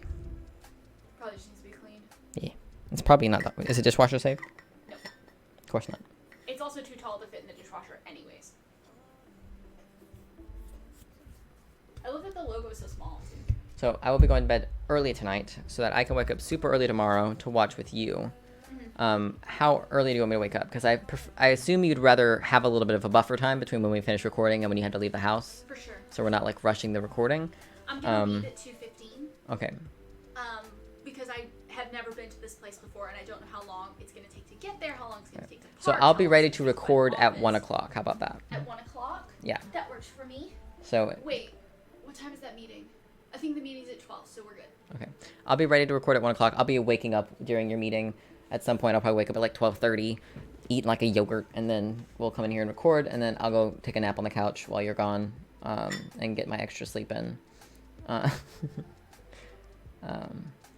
So Okay, that sounds good. I usually will- wake up at 1 or 1:30 for your therapy stuff. Like I usually wake up at 1 or 1:30 because you said you get home around 2:30 after therapy. So then I'm ready to record when you get home. So this will just be an hour earlier, and I'll just get more of a nap in than I usually do. So I'll be taking some gummies tonight so I can get to bed early. Nice. And by some gummies, I mean half of one gummy. My eye's doing the weird thing again. What weird thing? Where like everything is just slightly unfocused. That's how I get at work sometimes. Once I get really tired. It's only the one eye though. No, both of mine will do it. Yes. It's one eye at a time. So that's really fun. I wonder when I'm gonna pop it. When am I gonna go to bed tonight? If I'm gonna get up at like noon, I'll need to go to bed at like the same time as you. That's gross. I'm not doing that.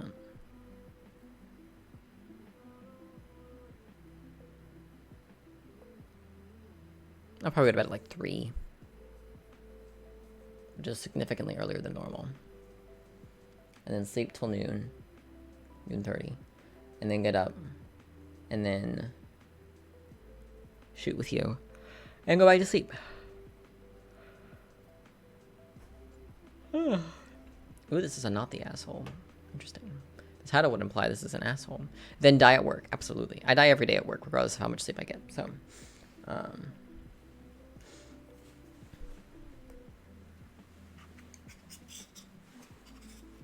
think this jacket was worth the stupid amount of money I paid for it. was it? Yeah, I think so. I think it's really cute. They keep you warm today? It's not going to even hit the 70s today, so. It was really chilly outside though. There was a breeze. Yeah. I checked it before I went to bed, and it's not even going to be in the 70s at all today, so. Yeah. I think it barely hit the 70s at like 1 or 2. Well, it might have been real feel, but on Google last night it said the high was like 66 or 67, so. Yeah. Jacket. Yeah.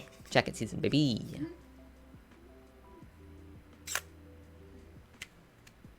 The hard part is getting these in my ear where they're comfortable is difficult sometimes, where they feel like they're not going to fall out. So it's possible I'll end up hating them and returning them and needing ones with the stems so that they feel more secure in my ear. Because even the ones with the stems will work with that because that doesn't touch my ears at all. Because it's supposed to be over the ear or around the ear. Over the ear? I think it's over the ear. What I'm wearing now is Over on there. the ear, and then there's in the ear. Yes, you got it. I'm not usually a big fan of over the ear because it does give me a headache. Because usually they're really tight. So Where did I put my over ears? Are they in here? they're in the drawer. What do you mean? They're in the drawer? The black ones? Not the ones that I used to record the noise canceling things. The purple thing? Yeah, the purple. It's in there somewhere. In there. Okay. Probably. I think. Okay. Cool. Ew. I need to try to find my old earbuds. The black ones that I told you I bought the new ones for instead, just in case these don't work out and I can't immediately order new ones. I'll have the black ones for the rest of the week. Okay, I'm gonna leave you alone to do more AITA. Alright, well, are you going to do yoga today? Nah. I'm gonna shower. Feels like you showered every day this week. No. I showered on Monday. Oh, did you? Yeah. I didn't shower yesterday. Oh, this post gets bad. Oh, I haven't read it yet. Let's go. Are you going to join the stream?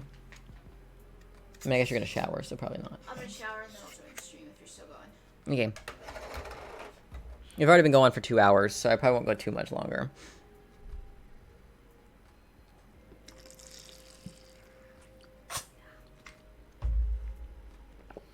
Eyeball doing weird things. Eye hurts. Eye hurts. Maybe I should go to the eye doctor. No shit. Don't know why you didn't mention it to the person who gave you new glasses. Huh? I forgot. 'Cause it Uh-huh. was normal. And then I left and I was like, wait, maybe it's not normal that my eye hurts. No, it's not. Huh? Dingus. Huh? Deposit. How do I do this? It's been a while. How do I deposit a check? It's been a minute. Check deposits. There it is. $50. I do love that my bank decides to send me a text every single morning letting me know that I have $4 in one of my accounts. Like, yes, I know. Thank you. You don't have to keep reminding me that I'm poor. Checkbox. Right name of financial institution. 5th, 3rd. Bank. Then I sign it with my legal name. Gross. And now I can do the scanny scan.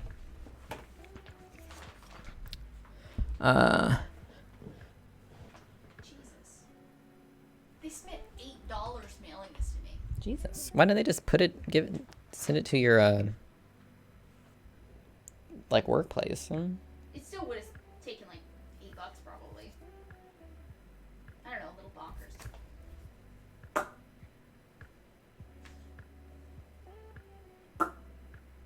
Eat. Send. Money. It's so nice having money. Why would I pay you $3 to have this available immediately? No. Fuck you. What a bitch. I love that there's a deposit limit for checks. That's really funny to me. There's a deposit limit of $13,000 every day, which is really goofy. I wonder if that's just check deposits, though. Probably. I love that the card is signed by Bill, but the package says it's from Betsy because obviously it's from Betsy. Obviously she's the one who wrote the card. The secretary? Yeah, she's the executive secretary. Yeah. He's too busy making big bucks to worry about that kind of bullshit. Yeah, too busy making big bucks, firing people I like. I like having a prop max. It gives me something to fiddle with. And also wave around when things are going bad. Good. Because, oh boy, have they been necessary today. You can just leave the door open, by the way. Okay, I'll come back for a water bottle. Cool. I forgot. I didn't even know it was still in here. Okay. Am I the asshole for making my 15-year-old daughter get a job to pay for our dog's vet bills? I have 3 daughters. Phoebe, 19, Allie, 18, and Janie, 15. We also have a 2-year-old Chihuahua wiener dog mix, Pebble. We were in the middle of a heat wave 2 weeks ago, with temperatures hitting 107. Small dogs are more sensitive to heat, so we don't let them go to the backyard for long periods of time, and the deck is off limits because there is no shade on the deck. Why the fuck don't you have shade on the deck? What the hell? The problem is Pebble loves the deck because he can watch cars and people walking on the trail behind our house. He can see our neighbor's chickens. Janie doesn't have a first period and doesn't leave for school until 10, a few days a week. Both Allie and Phoebe leave between 9 and 9:30, so it's Janie's responsibility to make sure Pebble is inside and the fans are on and he has water. 2 weeks ago, in the worst of the heat wave, Pebble was crying at the deck door. Janie got annoyed and let him go on the deck. She left for school and forgot him on the deck. Oh my god. The way I would beat my child? No, I'm just kidding. Allie came home a few hours later and started looking for Pebble. She found him passed out on the deck and called me sobbing. I left work early and took him to the emergency vet, and they treated him for heat stroke. He had to stay at the vet for a few days, and Allie was inconsolable while he was gone. She was constantly crying. He wouldn't eat or leave her room. She wouldn't eat or leave her room, and she had a panic attack every time the phone rang because she was terrified that it was the vet telling us Pebble was gone. Allie is the middle child. Okay. Pebble made a full recovery, but now we have an expensive vet bill, and Allie has extreme anxiety around losing him. Janie is upset because Allie hasn't spoken to her since she forgot Pebble on the deck, and Phoebe rarely speaks to her and doesn't hang out with her anymore. Janie was upset about Pebble when he was in the vet, but now she's very nonchalant about what happened because he's fine. My husband and I have been talking about what to do with Janie. We decided on making her get a job to pay for Pebble's vet bills, close to $2,000 after insurance. Janie's very upset about it now because she has to quit swim team to get a job and says that we're ruining her life over a mistake. I'm starting to wonder if I'm the asshole for making her quit swim team to get a job. Also, she can't get a job after swim season because soccer season starts right after swim season. Then after soccer season, she has softball season and then summer training camp. Well, she needs to pick one of the things. Either she can give up swim, soccer, or camp and do it during one of those times. That would be the only concession I would make, is that if she's really passionate about swim and is really good about swim, she can continue doing swim. If she's really passionate about soccer and really wants to keep doing soccer, then she can keep doing soccer. She needs to pick one of these things. And softball, did she say softball? Yeah, she needs to pick one of these things. Yeah, so privileged to be able to do all 3 of these fucking, like, 3 different after school sports and summer training camp. No. A mistake that nearly killed a family member. Yeah. If she knew the routine and knew better than to let the dog onto the deck in the first place, it doesn't matter how annoying he was. You do not gamble your dog's safety over some peace.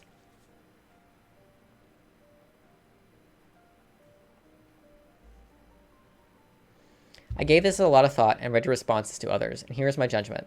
Everyone's the asshole. Here's why. Janie was clearly upset over Pebble's time in the vet. No doubt she already feels guilty and was traumatized by her mistake. Her sisters are being super nasty about it, making things worse. And on top of that, you want to make her take an action that would adversely affect her academically. No, it wouldn't. It would not affect her academically. No, they aren't.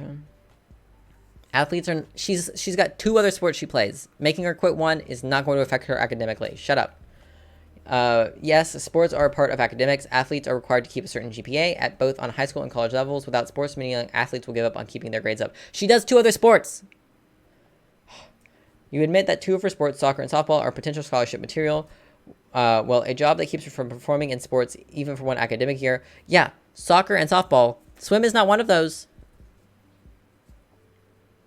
At 15, her job options and hours are super limited. It will take 100% of her several months, especially since in most states, employees under 16 don't even have to be paid minimum wage. They can be paid less.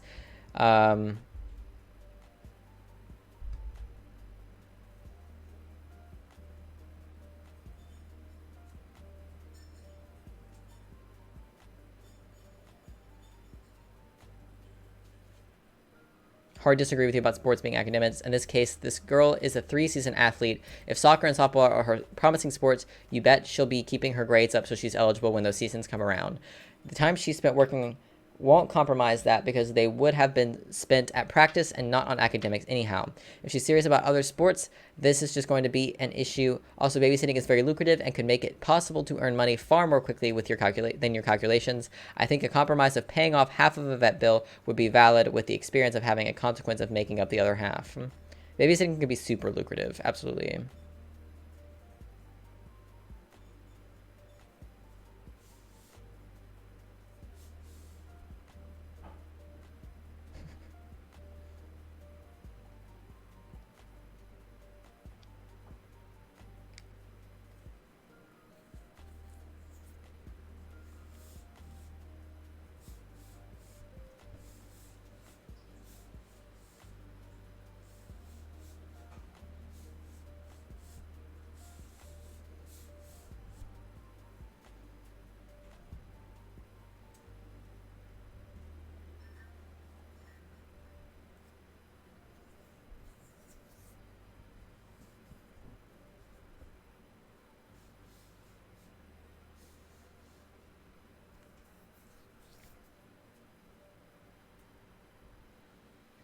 I mean, have you met a 15-year-old? They're very nonchalant about a lot of things. This child is hella privileged. Girlie needs to start working. You're not running her life over a mistake. She let the dog out on the deck, which she knew she was not supposed to do. Then she left it out there and could have killed him. Even if it was an accident, accidents have serious consequences. It's not right that everyone else pays for her mistake. You, parents financially, sisters emotionally, Pebble physically, while she is living a fun life like nothing happened. Yes, this was negligence.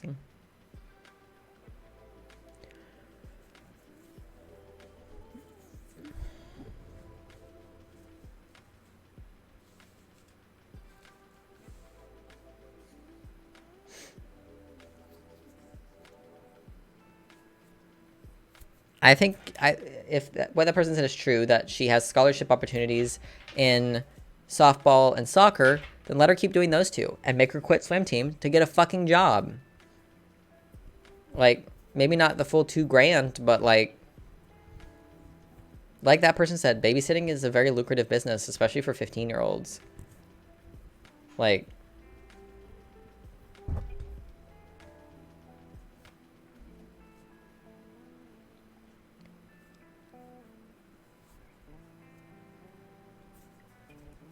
I don't care if her prefrontal cortex isn't fully developed yet.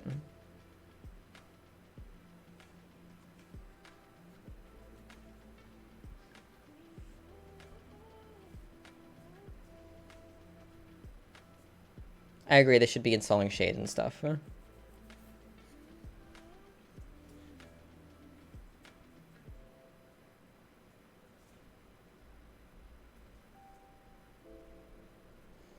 It's not a mistake, though. That's my thing. This isn't a mistake. Why do people expect children with non-fully mature brains to never make a mistake? We expect them to make mistakes. This isn't a mistake. This was negligence, as someone pointed out. This wasn't an accident. She purposefully let the dog out, knowing she wasn't fucking supposed to, and then didn't let it back in.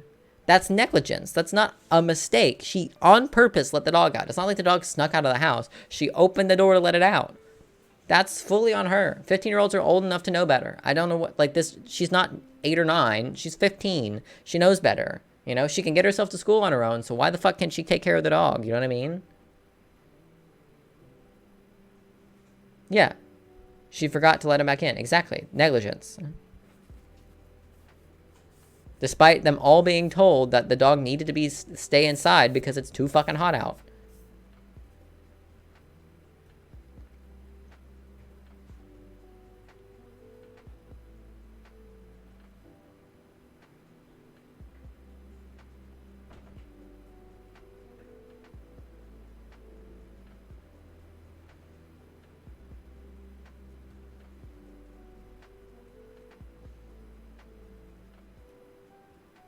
Yeah, and she should never have let him out in the first place. That's what I mean. She chose to do something she wasn't supposed to, let him out on the deck, and then forgot to let him back in because she wasn't supposed to let him out in the first place. So.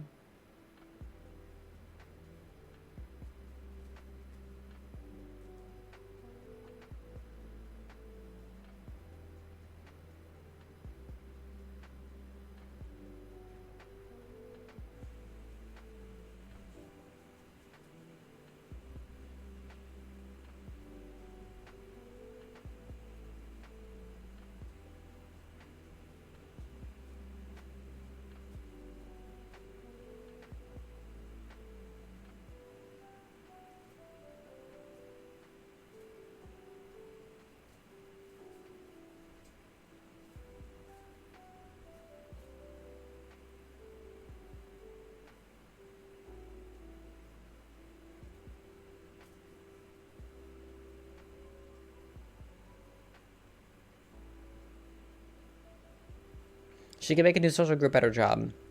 I don't care.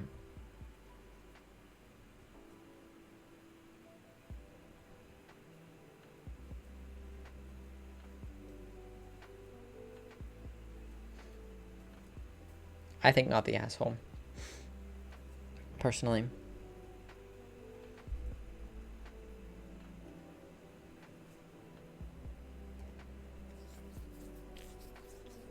Passages.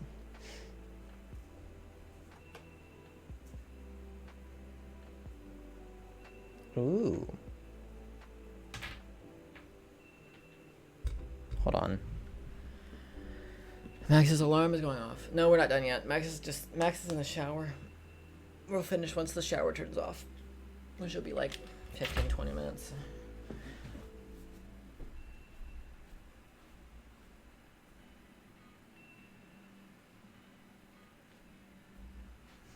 Never mind. I can't turn Max's alarm off. It's in the bathroom with them. Damn.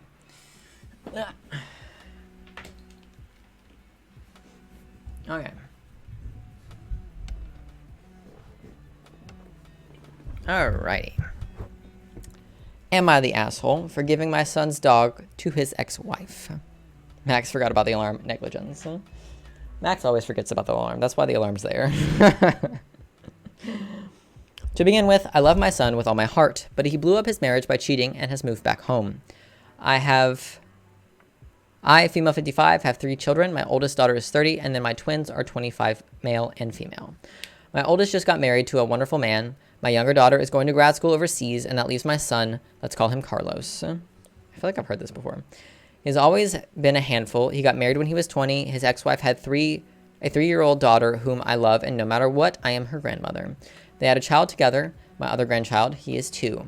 COVID caused a lot of stress in his life, and he works in a fly-in, fly-out camp job. He is gone for 2 weeks at a time and then home for 2 weeks. He makes very good money and enjoys spending it, maybe a little bit too much. Carlos cheated on his wife with a coworker. I'm not judging him. I am not perfect, but he chose to leave his wife and children and move back home. It doesn't really make sense for him to rent an apartment or something for the 12 days a month he is home, so I allowed it. But he decided to be an ass, in my opinion, and bring his dog with him. My grandbabies love this dog, but he's trying to punish his ex for telling him to leave. It is a beautiful border collie and is the perfect dog for their home. Huge yard, lots of walking trails nearby, even off-leash park only a 10-minute drive away. I live in an apartment downtown. I'm allowed a dog, but if I were to have one, it would be something it needed to be something sedate and non-shedding like a Maltese.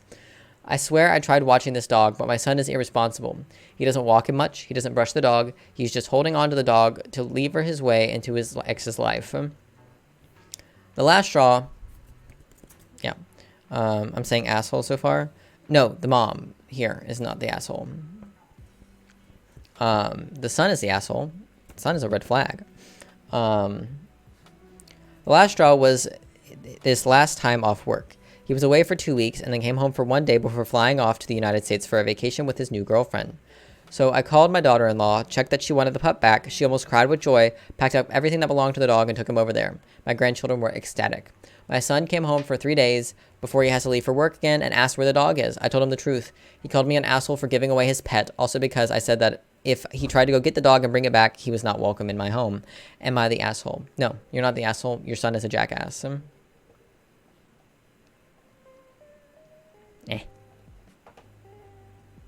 Not the asshole in my opinion. He's only thinking of himself, not you, not the dog, not the kids. Also calling you an asshole. You were nice to let him back in your home after all of that. He's always been hot-headed, but I love him, and he's a pain in my ass. I wish his father had been around longer to help raise him. I tried, but it was hard.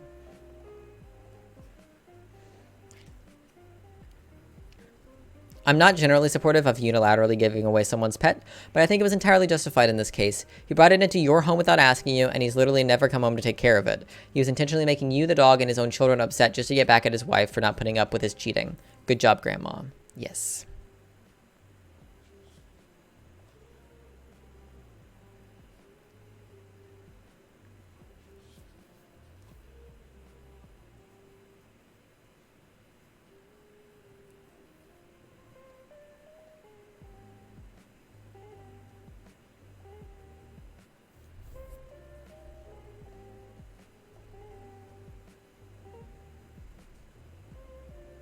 It wasn't his pet, he was never there, and didn't care for the dog. It was a means of punishment for his ex. You did the right thing by the ex and the dog. Yep.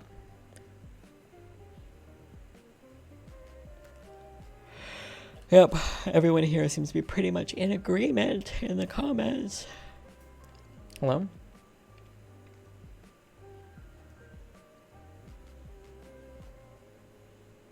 There we go. That was weird.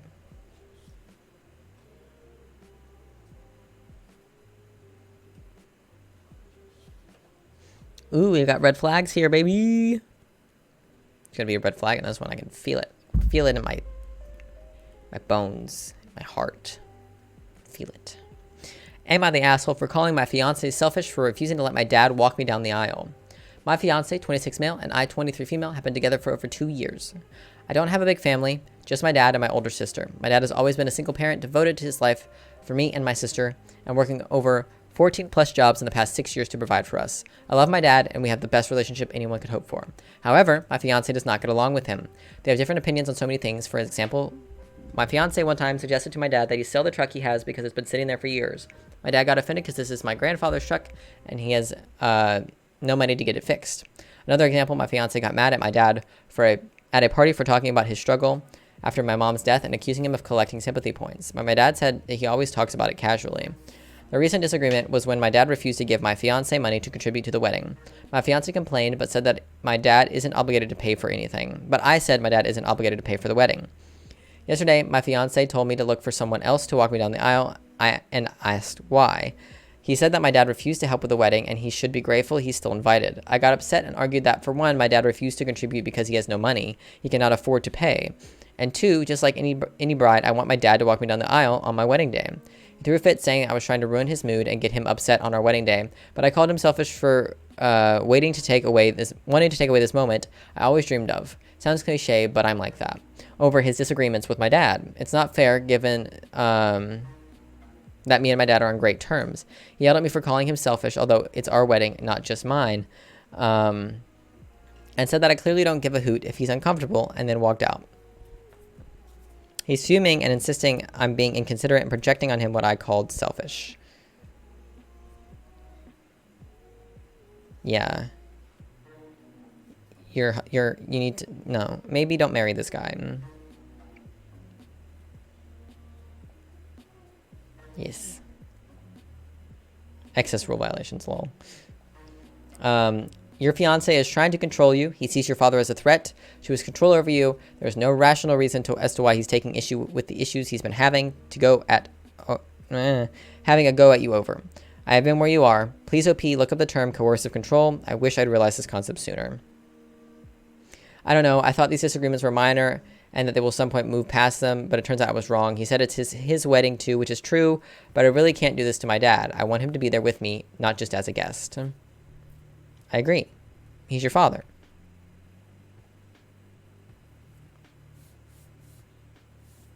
He criticized your dad for how he handles grief. This does not sound like a man who knows how to love. Please reconsider this wedding.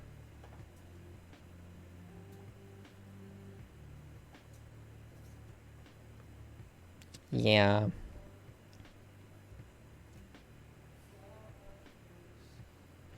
Please take it from an older, more experienced person. It is cheaper, less stressful, less mentally damaging, less legal trouble, etc. to postpone or call off a wedding than it is to get a divorce. I hope you can understand that this will be your life if you proceed. Your fiance will constantly try to separate you from your support system, your dad, and most likely your friends too. Let me guess, he doesn't like any of them either. All the while putting you down in lots of little ways. You're not skinny enough, too skinny, hair not long enough, too short, the right color, your cooking is bad, your cleaning is worse, you dress too modest, too revealing, etc. He's wrong, and he's just trying to control you. Think long and hard before proceeding with this marriage, please. If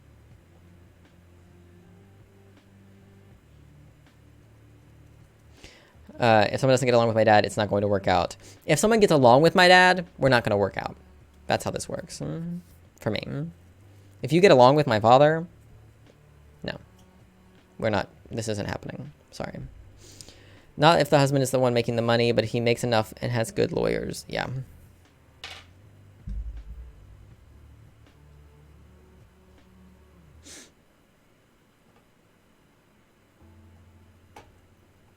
Yeah, don't marry him. Ooh. Ooh.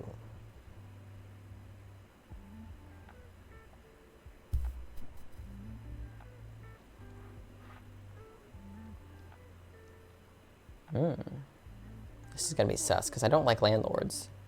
Landlords are just scummy. Okay. Here we go. But this is listed as not the asshole, so...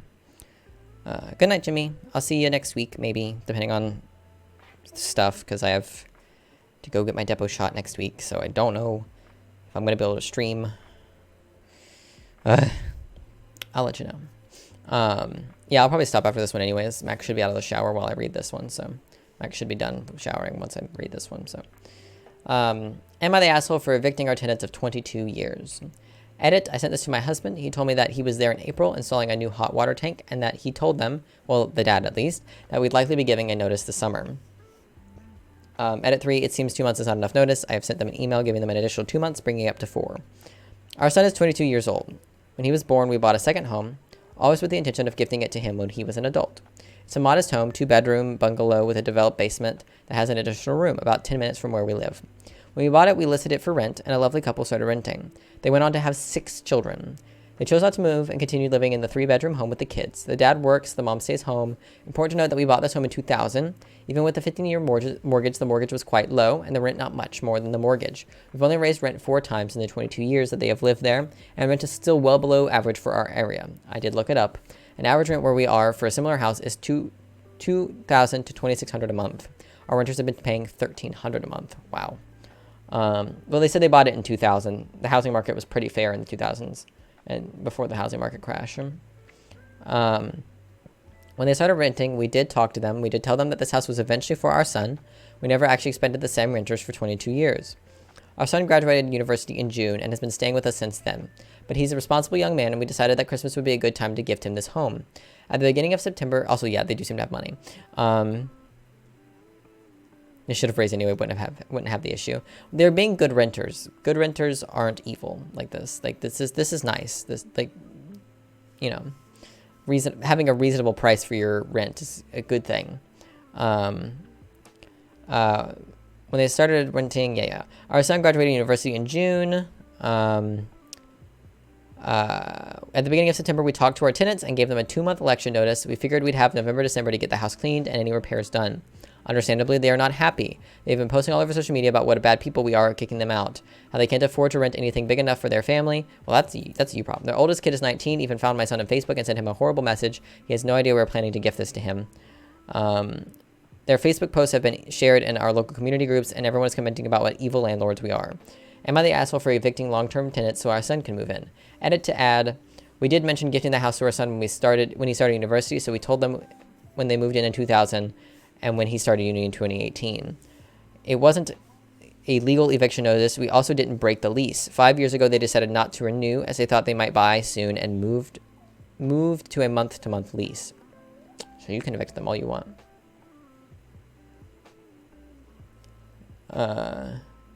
The fuck kind of entitled nonsense is going on here where people are calling you a villain. All renters know that they aren't paying for their own mortgage and that they have no entitlement to your property whatsoever. They're on a month-to-month lease. You're telling them the lease is ending. They should have saved up money for this. 60 days is a great deal of notice for people who told you years ago that they wanted to buy a house and didn't want to resign the lease. This bullshit is about getting a house you didn't pay for is just a load of bullshit. You did. Your credit is on that house. You did the down payment, which is what allows the mortgage to be so low. And the home loan is in your name, not the asshole. These comments are so entitled. Yep. Also, it was your choice to have 6 children. Your choice. 6 kids. Your choice. That was on you.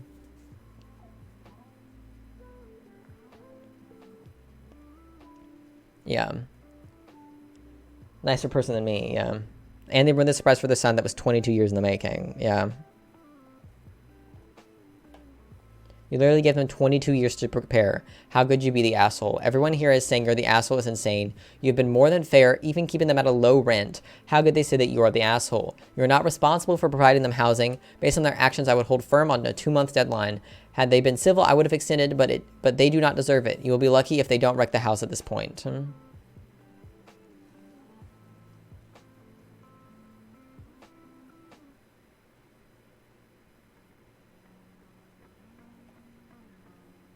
Yeah, they did switch to a month-to-month lease, so they could just pack up and leave at a moment's notice, leaving OP out of pocket. Fairness goes both ways. Yeah.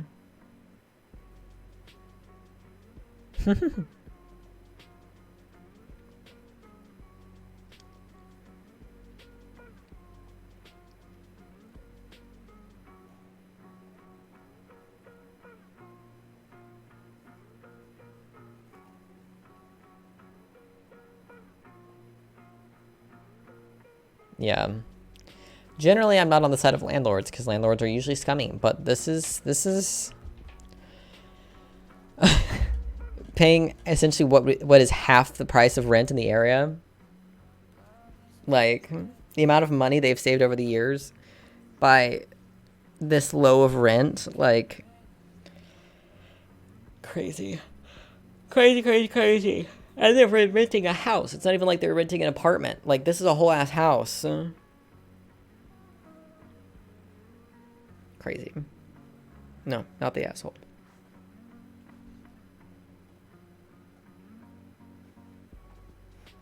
Alrighty.